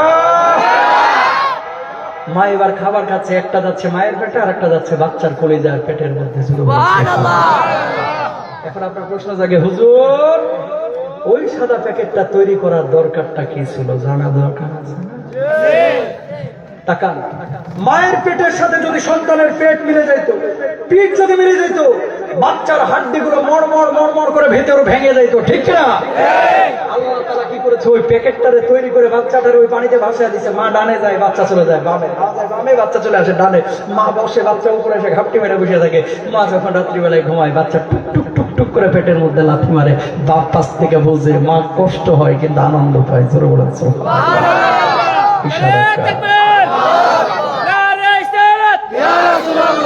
কল্পনা করতে পারেন এই টেকনোলজি কার? আরো জোরে। যারা বলে যে আল্লাহ মানুষকে বানায় নাই, ওর বাপ দাদা বানর থেকে হয়েছে, আমাকে বাপ দাদা না, আমাদের স্রষ্টা কে? আরো জোরে। কোনো সন্দেহ আছে? ইউসবিহু রাজুলু মুমিনা ওয়া ইউমসি কাফিরা। নবীজি বলছেন কি? খেয়াল করেন, লা ইয়াকুনান্না মিন উম্মতি আকওয়ামুন ইস্তাহিল্লুনাল হিরা ওয়াল হারিরা ওয়াল খামরা ওয়াল মাযিদ। যুবকরা, তোমাদের উদ্দেশ্যে কিছু কথা বলতে বলা হয়েছে। সুদ যারা খান আপনাদেরকে একটা কথা বলি, নিজের মায়ের সাথে জেনা করা, এটা কি কোনো সুস্থ মস্তিষ্কের মানুষ পছন্দ করবে? যেটা করার চিন্তা করবে ওটা কাফেরের চাইতে খারাপ, ঠিক না? তো যারা সুদের সাথে জড়িত, কারবারের সাথে জড়িত, এরা নিজ মায়ের সাথে জেনার চাইতে খারাপ কাজ করতেছে। জোরে বলেন না নাউযুবিল্লাহ। গীবত এটা কি ভালো জিনিস না খারাপ? আল গীবাতু আশাদ্দু মিনাজ জিনা। নবী সাল্লাল্লাহু আলাইহি ওয়াসাল্লাম বলেছেন যে গীবত এটা হচ্ছে জিনার চাইতে খারাপ, মারাত্মক। আইয়ুহিব্বু আহাদুকুম আইয়াকুলা লাহমা আখিহি মাইতান ফাকারিহতুমু। মৃত ভাইয়ের গোশত খাওয়ার মতো হচ্ছে গীবত। গীবত যদি আপনার সামনে কেউ করে, এর গলাটা টিপে ধরবেন। মনে রাখবেন, আপনার গীবত আরেকজনের সামনে যে করতেছে, কালকে আপনার মানে অন্যের গীবত আপনার সামনে যে করতেছে, আপনার গীবত আরেকজনের সামনে তেমনি করবেন, ঠিক কিনা ভাইরা? এই জন্য গীবত শুনবো না, গীবত করবো না, ইনশাআল্লাহ। ইনশাআল্লাহ। কি বলছেন নবী? দেখেন, আমার আপনার নবী বলছেন, লা ইয়াকুনান্না মিন উম্মতি আকওয়ামুন, আমার উম্মতের মধ্যে এক শ্রেণীর উম্মত আসবে যে উম্মতগুলো ইস্তাহিল্লুনাল হিরা ওয়াল হারিরা ওয়াল খামরা ওয়াল মাআজিব। জেনা ব্যভিচারকে হালাল মনে করবে, প্রেম প্রীতিকে হালাল মনে করবে, চিকন চিকন পোশাক পরিধানকে হালাল মনে করবে, মদ পানকে হালাল মনে করবে, গান বাজনাকে হালাল মনে করবে। গোটা তিতাসের মধ্যে, কুমিল্লার মধ্যে এই চারটা পাপ একেবারেই দেখা যায় না, ঠিক কিনা? সব আল্লাহর ওলি বসে রয়েছে। প্রেম ট্রেম করে এরকম যুবক তো এলাকায় একটাও নাই। এখানেও প্রেম আছে। যুবকরা ফোনে মেয়েদের সাথে কথা বলে এখানেও আসে। ওইখানে কি মহিলা প্যান্ডেল আছে নাকি? মহিলা প্যান্ডেল নাই। বাসাবাড়ি থেকে শোনা যাচ্ছে তো নাকি? অনেক মা বোন আছে ছেলেদের সাথে এরকম ফিটিং ফিটিং দেয় ফোনে, এরকম আসে না নাই? 33 বছর বয়স বাপকে বলা হয় যে আপনার ছেলে তো আর মেয়ে নিয়ে ঘুরতেছে, তিতাসে দেখে আইলাম, বুড়ির সঙ্গে দেখে আইলাম, কুমিল্লার বিভিন্ন রিসোর্টে দেখলাম, ঢাকায় দেখেছি আপনার ছেলে ঢাকা বিশ্ববিদ্যালয়ের মেয়ের সাথে ফিটিং দিছে, প্রেম টেম করে। বাপেরে বলতেছে, বাপে এটাকে উড়ায় দিতেছে, এই বয়সে একটু একটু করে কথা কর না কেন? মেয়ের বয়স হয়েছে 27 বছর, অনেক বাপ বিয়ে দিতে চায়, মেয়ে বড় হোক, নিজের পায়ে দাঁড়াক, বিয়ে দিয়ে দাঁত করে দেবে। তারপরে 33 বছর পরে বিয়ে হচ্ছে, বাচ্চা কাচ্চা হচ্ছে না, এবার হুজুরের পিছনে খালি পানির বোতল নিয়ে ঘুরতেছে। শুনেন, জ্যৈষ্ঠ মাসের আম ওই জ্যৈষ্ঠ মাসেই খাইতে হবে। জ্যৈষ্ঠ মাসের আম মাঘ মাসে খাইলে কিন্তু স্বাদ লাগবে না, ঠিক না? যে বয়সটা আল্লাহ নির্ধারণ করে দিয়েছে সেই বয়সটাতেই বিয়ে শাদী করান। মনে রাখবেন, বিয়ে যত সহজ হবে জেনার পথ তত মানে কঠিন হবে, আর বিয়ে যত কঠিন হবে জেনার পথ তত সহজ হয়ে যাবে, ঠিক না? যুবকদেরকে বলবো, আজ সমস্যাটা কোথায় হয়েছে জানেন? মেয়ের বাপরা খালি খুঁজে সরকারি চাকরি, কথা কয় না। এই জন্য এলাকার এই পোলাপানগুলো এখন কাঙ্গাল ফকিরের মতো হয়ে গেছে। তো হুজুর, সরকারি চাকরিও নাই, বিয়ে শাদীও করতে পারতেছে না। হাতটা জোর করে বলতেছে, হাতটা জোর করে, হাসির কথা না, চূড়ান্ত বাস্তব কথা। গত 1 বছরে ঢাকা সিটির মধ্যে তালাকের আবেদন করেছে 56,000। নাউজুবিল্লাহ বলবেন না? কত হাজার? 56,000। শুধু ঢাকা উত্তর আর দক্ষিণ মিলে। এটা কি গুড নিউজ না ব্যাড নিউজ? 78% তালাক, এটা ম্যাক্সিমাম শিক্ষিত সমাজ, মূর্খরা না। মূর্খরা তালাক দেয় কম, শিক্ষিতরা দিচ্ছে বেশি। 81% তালাকের কারণ হচ্ছে পরক্রিয়া। পরক্রিয়া যাচ্ছে ছেলে এখান থেকে দুবাইয়ে, আর এদিকে বউ যায় খালাতো ভাইয়ের সাথে ফিটিং মেরে দিচ্ছে। কথা বলেন ঠিক না? আছে না এরকম? যেই বউ তার জামাইকে বিদেশ পাঠানোর পরে আরেকজন বেগানা পুরুষের সাথে কথা বলে, আল্লাহর নামে হলফ করে বলছে ও বউ জাহান্নামী, জাহান্নামী, জাহান্নামী। ঠিক না? আর তোমাদেরকেও বলি ভাই, যুবকরা যারা বিদেশ যাওয়ার চিন্তা করেছে, যদি বিদেশ চলেও যাও 7-8 বছরের জন্য, আগে বিয়ে করো। বিদেশ খাটবা লাইফের একটা নির্দিষ্ট টাইম, সারা জীবন। 20 বছর হোক, 15 বছর হোক, খাটো। এরপর কিছু টাকা পয়সা নিয়ে বাড়িতে চলে আসো। আমাদের প্রবাসীরা যেটা ভুল করে, এলাকার এখানে অনেকে আপনার প্রবাসী আছে, যে ভুলটা করে, যা কামাই পুরোটাই বাড়িতে দেয়। খাটতে খাটতে মনে করেন দাড়ি করে সব পাইকে গেছে, বাড়িতে এসে দেখে হের কিছু নাই, সবই আর একজনের। কথা বলেন ঠিক কিনা? বাড়িতে যেটা সারাদিন 420 ডিগ্রি করছে পালসার হুন্ডা নিয়ে, এর পিছনে ঘুরছে, ওর পিছনে ঘুরছে, কাজ কাম করে না। ও এটাই দেখে এখন ধনী। আর যেটা 33 বছর সৌদি আরব খাইটা এলো, এটা দেখে বাড়িতে এসে থাকার জায়গা নেই, এই বউটারও কেউ সম্মান করে না।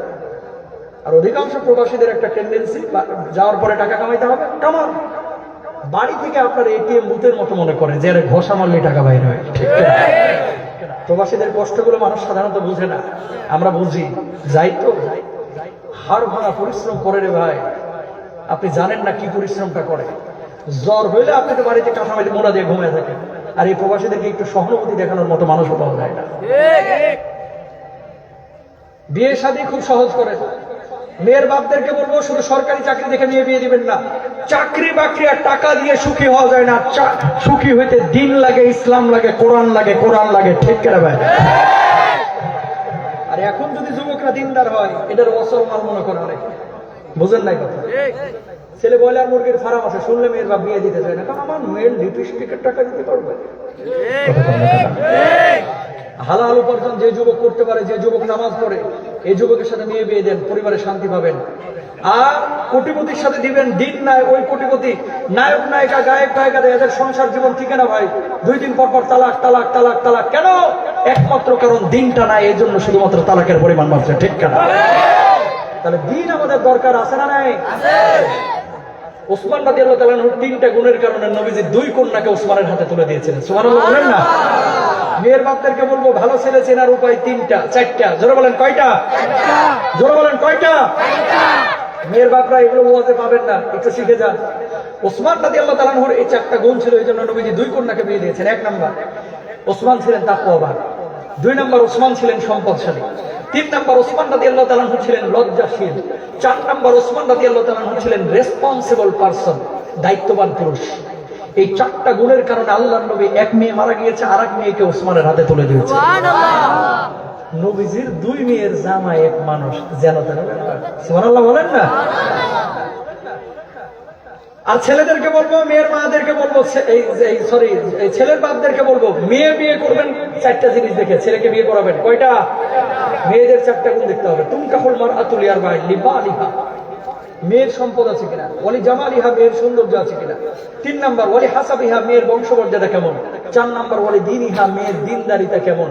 দিনদারিতা যদি কোনো মেয়ের বেশি থাকে, আল্লাহর নামে হলফ করে বলা যায়, ওই মেয়ের পেট থেকে আল্লামা মিজানুর রহমান আজহারি বাইর হবে, ওই মেয়ের পেট থেকে দেলোয়ার হোসেন সাইদি বাইর হবে, ওই মেয়ের পেট থেকে আহমদ শফি বের হবে, ওই মেয়ের পেট থেকে মামুনুল হক বাইর হবে। আর যে মেয়ে দিনদার না, তার পেট থেকে আল্লাহ আশা করা যায় না। সুতরাং দিনদার যদি ছেলে মেয়ে পাইতে চান, আগে নিজেকে দিনদার হইতে হবে। বউটাকে সিলেক্ট করার সময় দিনই বউ সিলেক্ট করতে হবে। ইনশাআল্লাহ। আরো জোরে বলেন ইনশাআল্লাহ। ইয়াস্তাহিল্লুনাল হিরা ওয়াল হারিরা। তাহলে প্রেম, জেনা এগুলো করা যাবে? এরপর আল্লাহর নবী বলছেন, আমার উম্মতের মধ্যে এক শ্রেণীর উম্মত আসবে, যে উম্মত গুলো চিকন চাকন পোশাক পরিধান করা শুরু করবে। আজকের যুবকদের দিকে তাকায় দেখেন, দরদের ভাইরা আমার, এই যুবকরা যত ছেঁড়া ফাটা প্যান্ট আছে, রংচটা প্যান্ট আছে, রংচটা প্যান্ট গুলোকে পরা শুরু করেছে। এগুলোকে ফ্যাশন মনে করছে। এগুলো ফ্যাশন না, এগুলো জাহান্নামের পোশাক। ঠিক কিনা? ও প্রিয় ভাইরা আমার, বাপ ছিল মুসলমান, দাদা ছিল মুসলমান, এই জন্য আমরা অটো মুসলমান হয়ে গেছি, ইমানের কদর আমরা করতে পারি না। ও ভাইরা আমার, আল্লাহর নবী সাল্লাল্লাহু আলাইহি ওয়াসাল্লামের একজন সাহাবী আব্দুল্লাহ যুল মাজাদাইন, বাপ ছিল মূর্তি পূজারী, চাচা ছিল মূর্তি পূজারী। এই চাচার কাছে লালিত পালিত হয়েছিলেন। আল্লাহর নবীর কাছে গেলেন, যাওয়ার পরে বললেন, ওগো নবীজি, আপনি আমার কালিমা পড়ায় দেন। আল্লাহর নবী কালিমা পড়ায় দিলেন। কালিমা পড়ার পরে ঈমান আনলেন। এবার চাচার কাছে গেলেন শীতের এরকম মধ্যরাতে, যাওয়ার পরে বললেন, চাচা, আল্লাহর নবীর উপরে ঈমান এনেছে, কালিমা পড়েছে, আপনি আপনার ধর্ম পালন করেন, আপনার ধর্ম আমি আর পালন করতে পারবো না, মূর্তি পূজা আর করতে পারবো না। চাচা একেবারে তেলে বেগুনে জ্বলে উঠলেন, এত বড় সাহস, তুই ঈমান এনেছিস মুহাম্মদ সাল্লাল্লাহু আলাইহি ওয়াসাল্লামের উপরে, এই মুহূর্তে তুই ঈমান ছাড়বি না হলে তোর খবর আছে।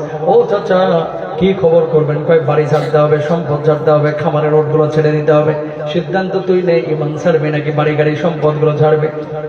আব্দুল্লাহ জবাব দিলেন, চাচা, বাড়ি আমি ছাড়তে পারবো, সম্পদ আমি ছাড়তে পারবো, খামারের ওটগুলো ছাড়তে পারবো, আল্লাহর কসম করে বলছি, কলিজার মধ্যে যে ঈমানকে জায়গা দিয়েছি, এই ঈমান আমি ছাড়তে পারবো না। বলুন আল্লাহু আকবার।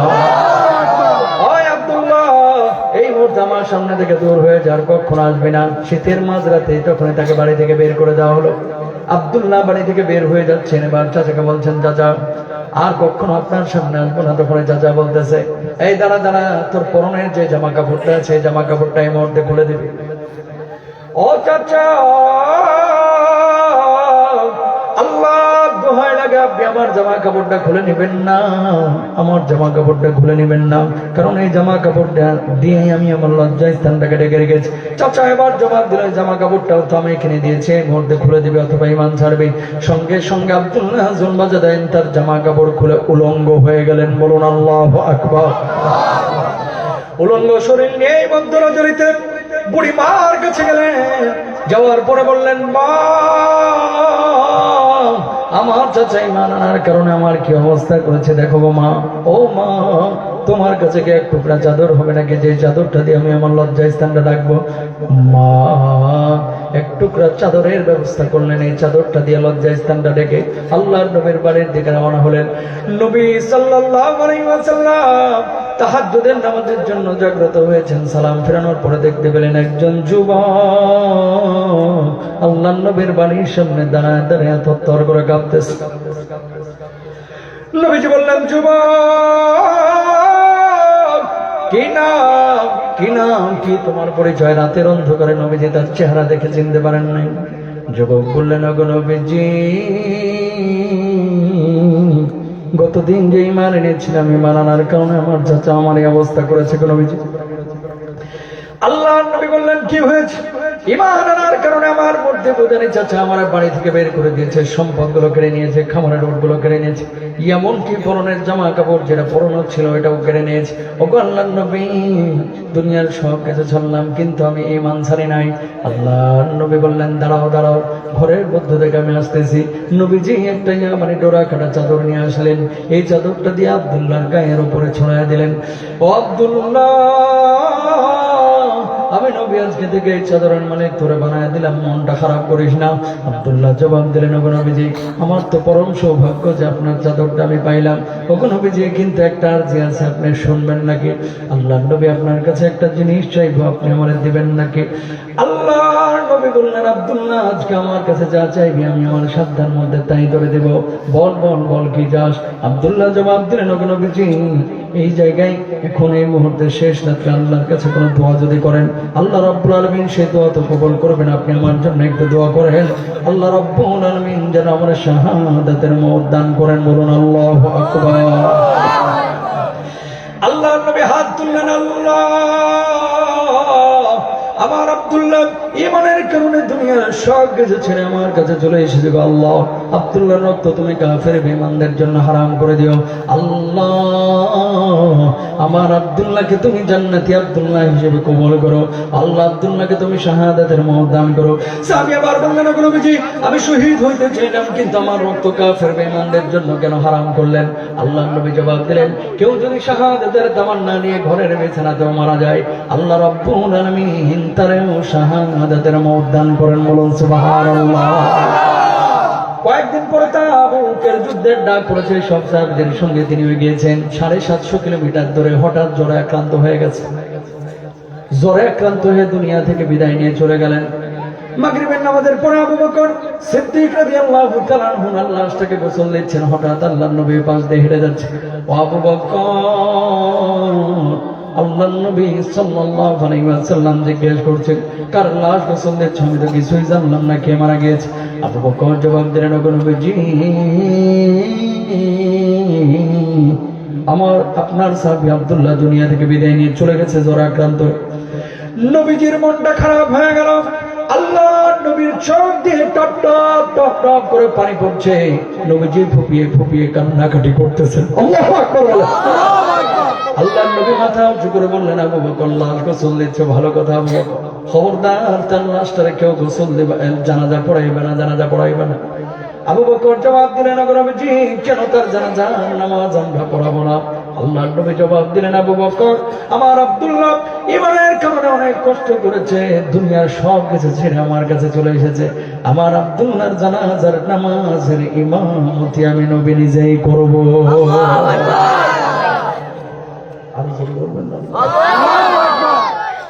নবীজি জানাজার নামাজ পড়াইলেন, লাভ আছে না? আল্লাহ নবী জানাজা পড়াইলেন। জানাজা পড়ানোর পরে সাহাবীরা কবরের মধ্যে নামার জন্য চিন্তা করছেন, কবরের মধ্যে ওনার লাশটাকে নামাবেন।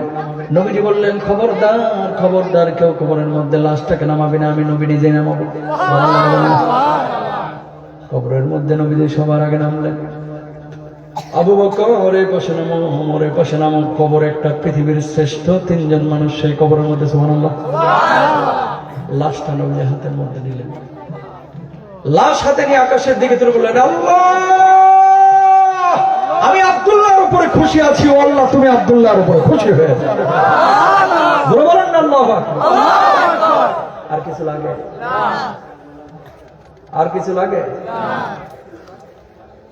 প্রিয় ভাইরা, আবার লাশ দাফনের পরে সব সাহাবীরা বাড়ি চলে যাচ্ছে। এই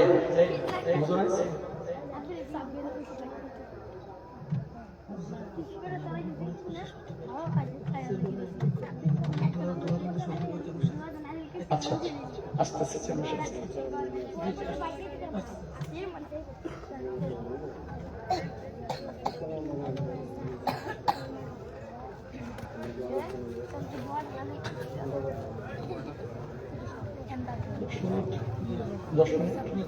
হ্যাঁ, 15 মিনিট। আচ্ছা, এর বেশি জন্য কিনা সব সাহাবীরা যার যার মতো তাবুতে চলে গেছে। আবু বকর রাদিয়াল্লাহু তাআলা আনহু তাবু থেকে সরে গেল। আল্লাহু আকবার। কবরের পাশে বসে থাপ্পড় মারতেছে, টাকা থাপ্পড় মারতেছে। আবু বকরকে জিজ্ঞেস করছে, আবু বকর, কবর হয়ে গেছে, কবরের পাশ থেকে আপনি কেন ওঠেন না? কি কপাল নিয়ে জন্ম নিয়েছিলি রে আব্দুল্লাহ, কি কপাল নিয়ে জন্ম নিয়েছিল? আমি আবু বকরের লাশটা আজকে আব্দুল্লাহর লাশের জায়গায় কেন হলো না? দুনিয়ার কিছু লাগে? ও ভাই, কিছু লাগে? টাকার একদিকে ইমান, আরেকদিকে দুনিয়া, সব ছেড়েছে কিন্তু ইমান ছেড়ে। সুবহানাল্লাহ বলবেন না? এরকম ইমানদার আমাদের হওয়া দরকার আছে না নাই? হতে পারবেন তো ইনশাআল্লাহ? তাহলে যেখানে মালের প্রয়োজন মাল দেবো, যেখানে জানের প্রয়োজন বুকটারে পাইতে দেবো। ইনশাআল্লাহ পারবো তো? পারবো। টাকা কিরে বাবা, কথা কাছে না, এদিকে টাকা। জর্ডানে আমার সফর ছিল কিছুদিন আগে। জর্ডান অনেক আগে থেকে টার্গেট ছিল যে মুতার যুদ্ধ যেখানে হয়েছে ওখানে যাবো। মুতার যুদ্ধ মুসলমানদের সৈন্য সংখ্যা ছিল মাত্র 3000। কয় হাজার? কাফেরদের সৈন্য সংখ্যা ছিল 1 লাখ। কয় লাখ? একটু কথা বলেন, কয় লাখ? 1 লাখ। যুদ্ধের প্রেক্ষাপট কি কারণে যুদ্ধ, সেটা হচ্ছে নবীজির রাষ্ট্রদূত। নবীজি এমন একটা চিঠি লিখেছিলেন রাষ্ট্রদূতের মাধ্যমে, এই চিঠিটা রোমান সম্রাটের কাছে পাঠিয়েছিলেন। নবীজি নিজ হাতের আংটির সিল ওই চিঠির উপরে বসায় দিয়েছিলেন। আল্লাহু আকবার। এই চিঠি নিয়ে রাষ্ট্রদূত গেল। রাষ্ট্রদূত হত্যা এখনো যেমন অন্যায়, তখনও কিন্তু অন্যায়। আমাদের আগরতলায় নাকি আমাদের বাংলাদেশের হাই কমিশন আগরতলা না কোথায় ভারতের এরা এসে নাকি হামলা করছে। উপর থেকে লাফাইতে ট্যাংরা মাছের মতো ভালোই পারো, বর্ডারটা খুলে দাও, আমরাও আসি তোমরাও আসো, খেলা মুখোমুখি খেলবো। ঠিক আরো জোরে বলেন ঠিক না?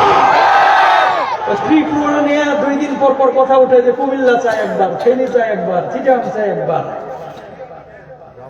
এটা যৌতুক না যে মাইয়ার বাপরে প্রেশার দিলেন আর পালসার হোন্ডা দিয়ে আসলেন। এটা যদি নিতে হয় 16 কোটি মুমিনের কলিজার উপর দিয়ে নিতে হবে। আর নিতে আসবা মুসলমান সংখ্যার কারণে কখনো জয় হয় না। 16 কোটি দিয়ে 200 কোটিকে সাইজ করতে মুসলমান পারে পারে পারে। মুসলমান পারবেন না রক্ত দিতে? শকুনের নজর যদি এই বাংলার জমিনে পড়ে, ত্রিপুরার ওরা যদি এই কুমিল্লার দিকে নজর দেয়, আগরতলার ওরা যদি ঢাকার দিকে নজর দেয়, বাংলার জমিনের দিকে চিটাগাংয়ের দিকে নজর দেয়, আমরা নজর দিব কাসওয়া হিন্দের জন্য প্রস্তুত নিব। ঠিক কিনা?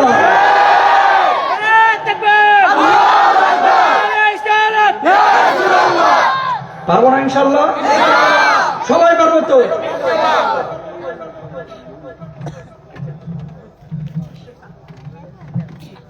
মুসলমানদের সংখ্যা হচ্ছে মাত্র কয় হাজার? 3000। আপনারা কাজ করতে পারেন।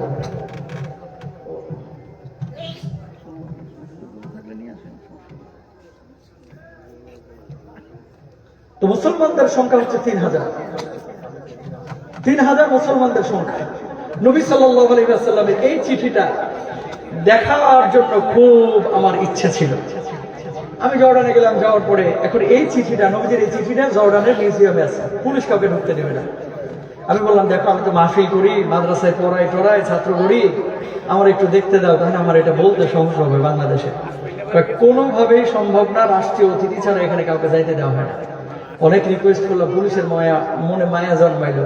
এরপরে বলতেছে ঠিক আছে তুমি একাই যাইতে পারবে, আর কাউকে নেওয়া যাবে না। ঠিক আছে গেলাম।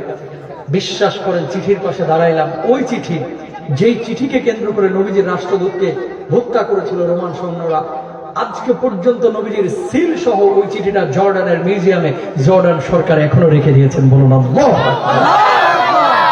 কথা বুঝতে পেরেছেন?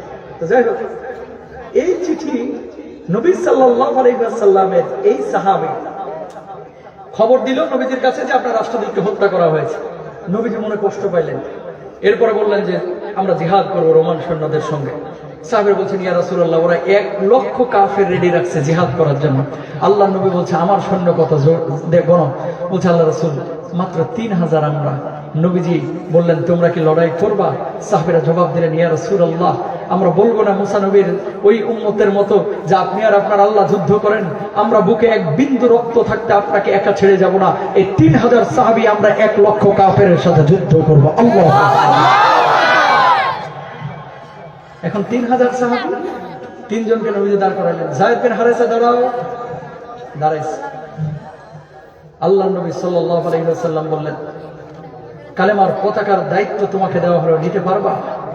লাব্বাইক ইয়া রাসূলুল্লাহ, আমি রাজি আছি। বুকের 1 ফোঁটা রক্ত থাকতে কালেমার পতাকা মাটিতে পড়তে দিব না। আল্লাহু আকবার। আব্দুল্লাহ বিন রাওয়াহা দাঁড়াও, ও যদি শহীদ হয় কালেমার পতাকার দায়িত্ব তোমার নিতে হবে। সুবহানাল্লাহ বলেন না?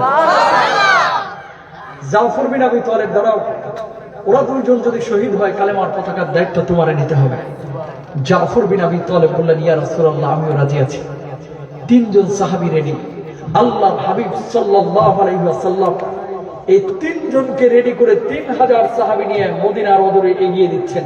মুতার প্রান্তর মদিনা থেকে প্রায় 1300 কিলোমিটার দূরে। আল্লাহু আকবার। ওখানে তো বরিশাল থেকে মুরাদনগরের দূরত্ব নাকি? 1300 কিলোমিটার দূরে যাইতে হবে কি? সে উটের পিঠে আর হাইটে আর ঘোড়ার পিঠে। 3000 সাহাবীকে নবীজি সাল্লাল্লাহু আলাইহি ওয়াসাল্লাম এগিয়ে দিচ্ছেন। হঠাৎ 3 জন সাহাবী কান্না শুরু করেছেন। এই 3 জন যাদেরকে দাওয়াত মানে সেনাপ্রধানের দায়িত্ব দেওয়া হয়েছে, চোখ দিয়ে top top top top top top করে পানি পড়তেছে। আল্লাহ নবী বলতেছেন, এই কান্দিস কেন? বউ বাচ্চা ছেড়ে এসেছিস সেই জন্য কাঁদতেছিস? শহীদ হয়ে যাবে এই জন্য কাঁদতেছিস?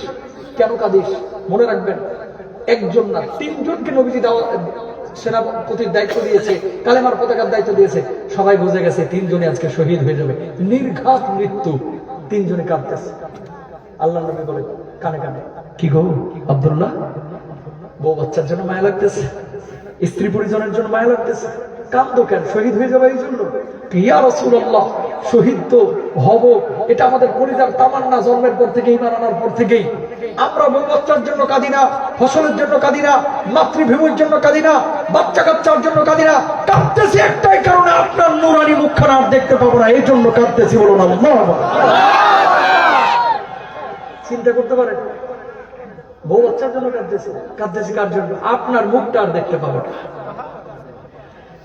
যুদ্ধের ময়দানে গেলেন, 1 লক্ষ কাফেরের সঙ্গে যখন জিহাদ হচ্ছে, প্রথমেই শহীদ হলেন যায়েদ বিন হারেসা, পরে শহীদ হয়ে গেলেন আব্দুল্লাহ বিন রাওয়াহা, এরপরে শহীদ হলেন জাফর বিন আবি তালেব। আব্দুল্লাহ বিন রাওয়াহা শহীদ হওয়ার পরে কালেমার পতাকাটাকে ডান হাতে উড্ডয়ন করলেন, ডান হাতে কোপ দেওয়া হলো, ডান হাতটা কেটে পড়ে গেল।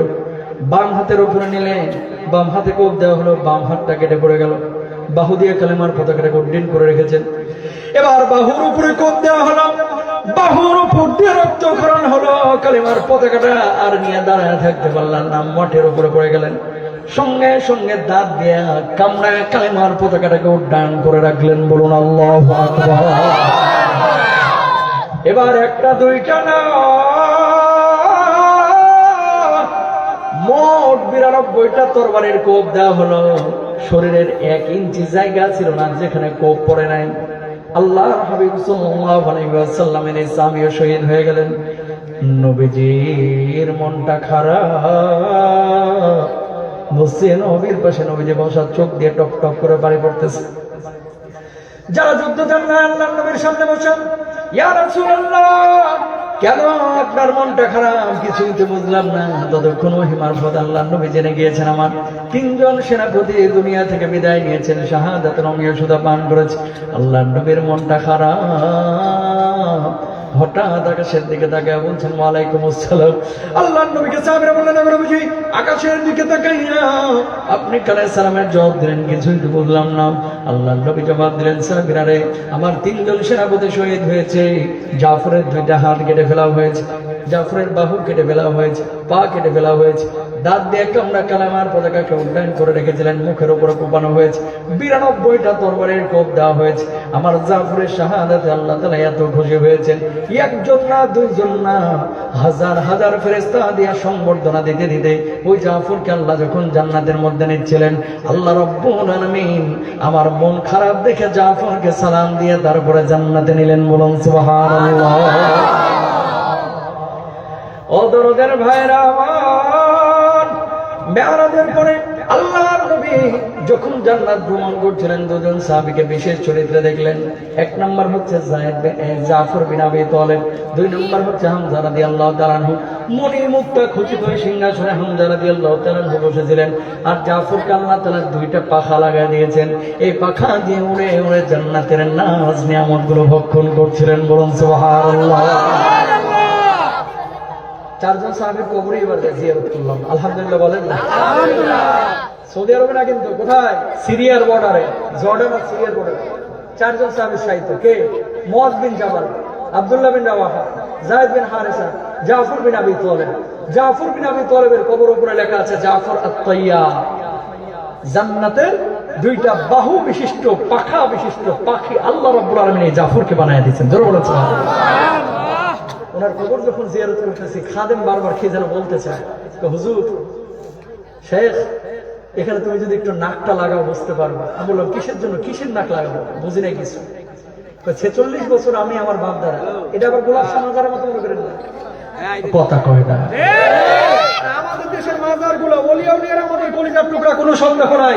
কিন্তু এই দেশের মধ্যে মানুষের আবেগকে পুঁজি করে কিছু মাজার পূজারি, কবর পূজারি ব্যবসা করতেছে, ঠিক করে ভাইরা। মাজার পূজারি, কবর পূজারীদেরকে বাংলার জমিনে প্রতিরোধ করতে হবে, ঠিক না?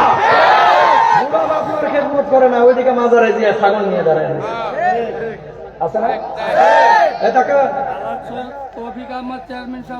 মাশাআল্লাহ, তৌফিক আহমদ চেয়ারম্যান সাহেব আসছেন, উনি আসবেন এখন। মাশাআল্লাহ, তারপরে চেয়ারম্যান সাহেবের আগমন, সভাপতি সাহেবের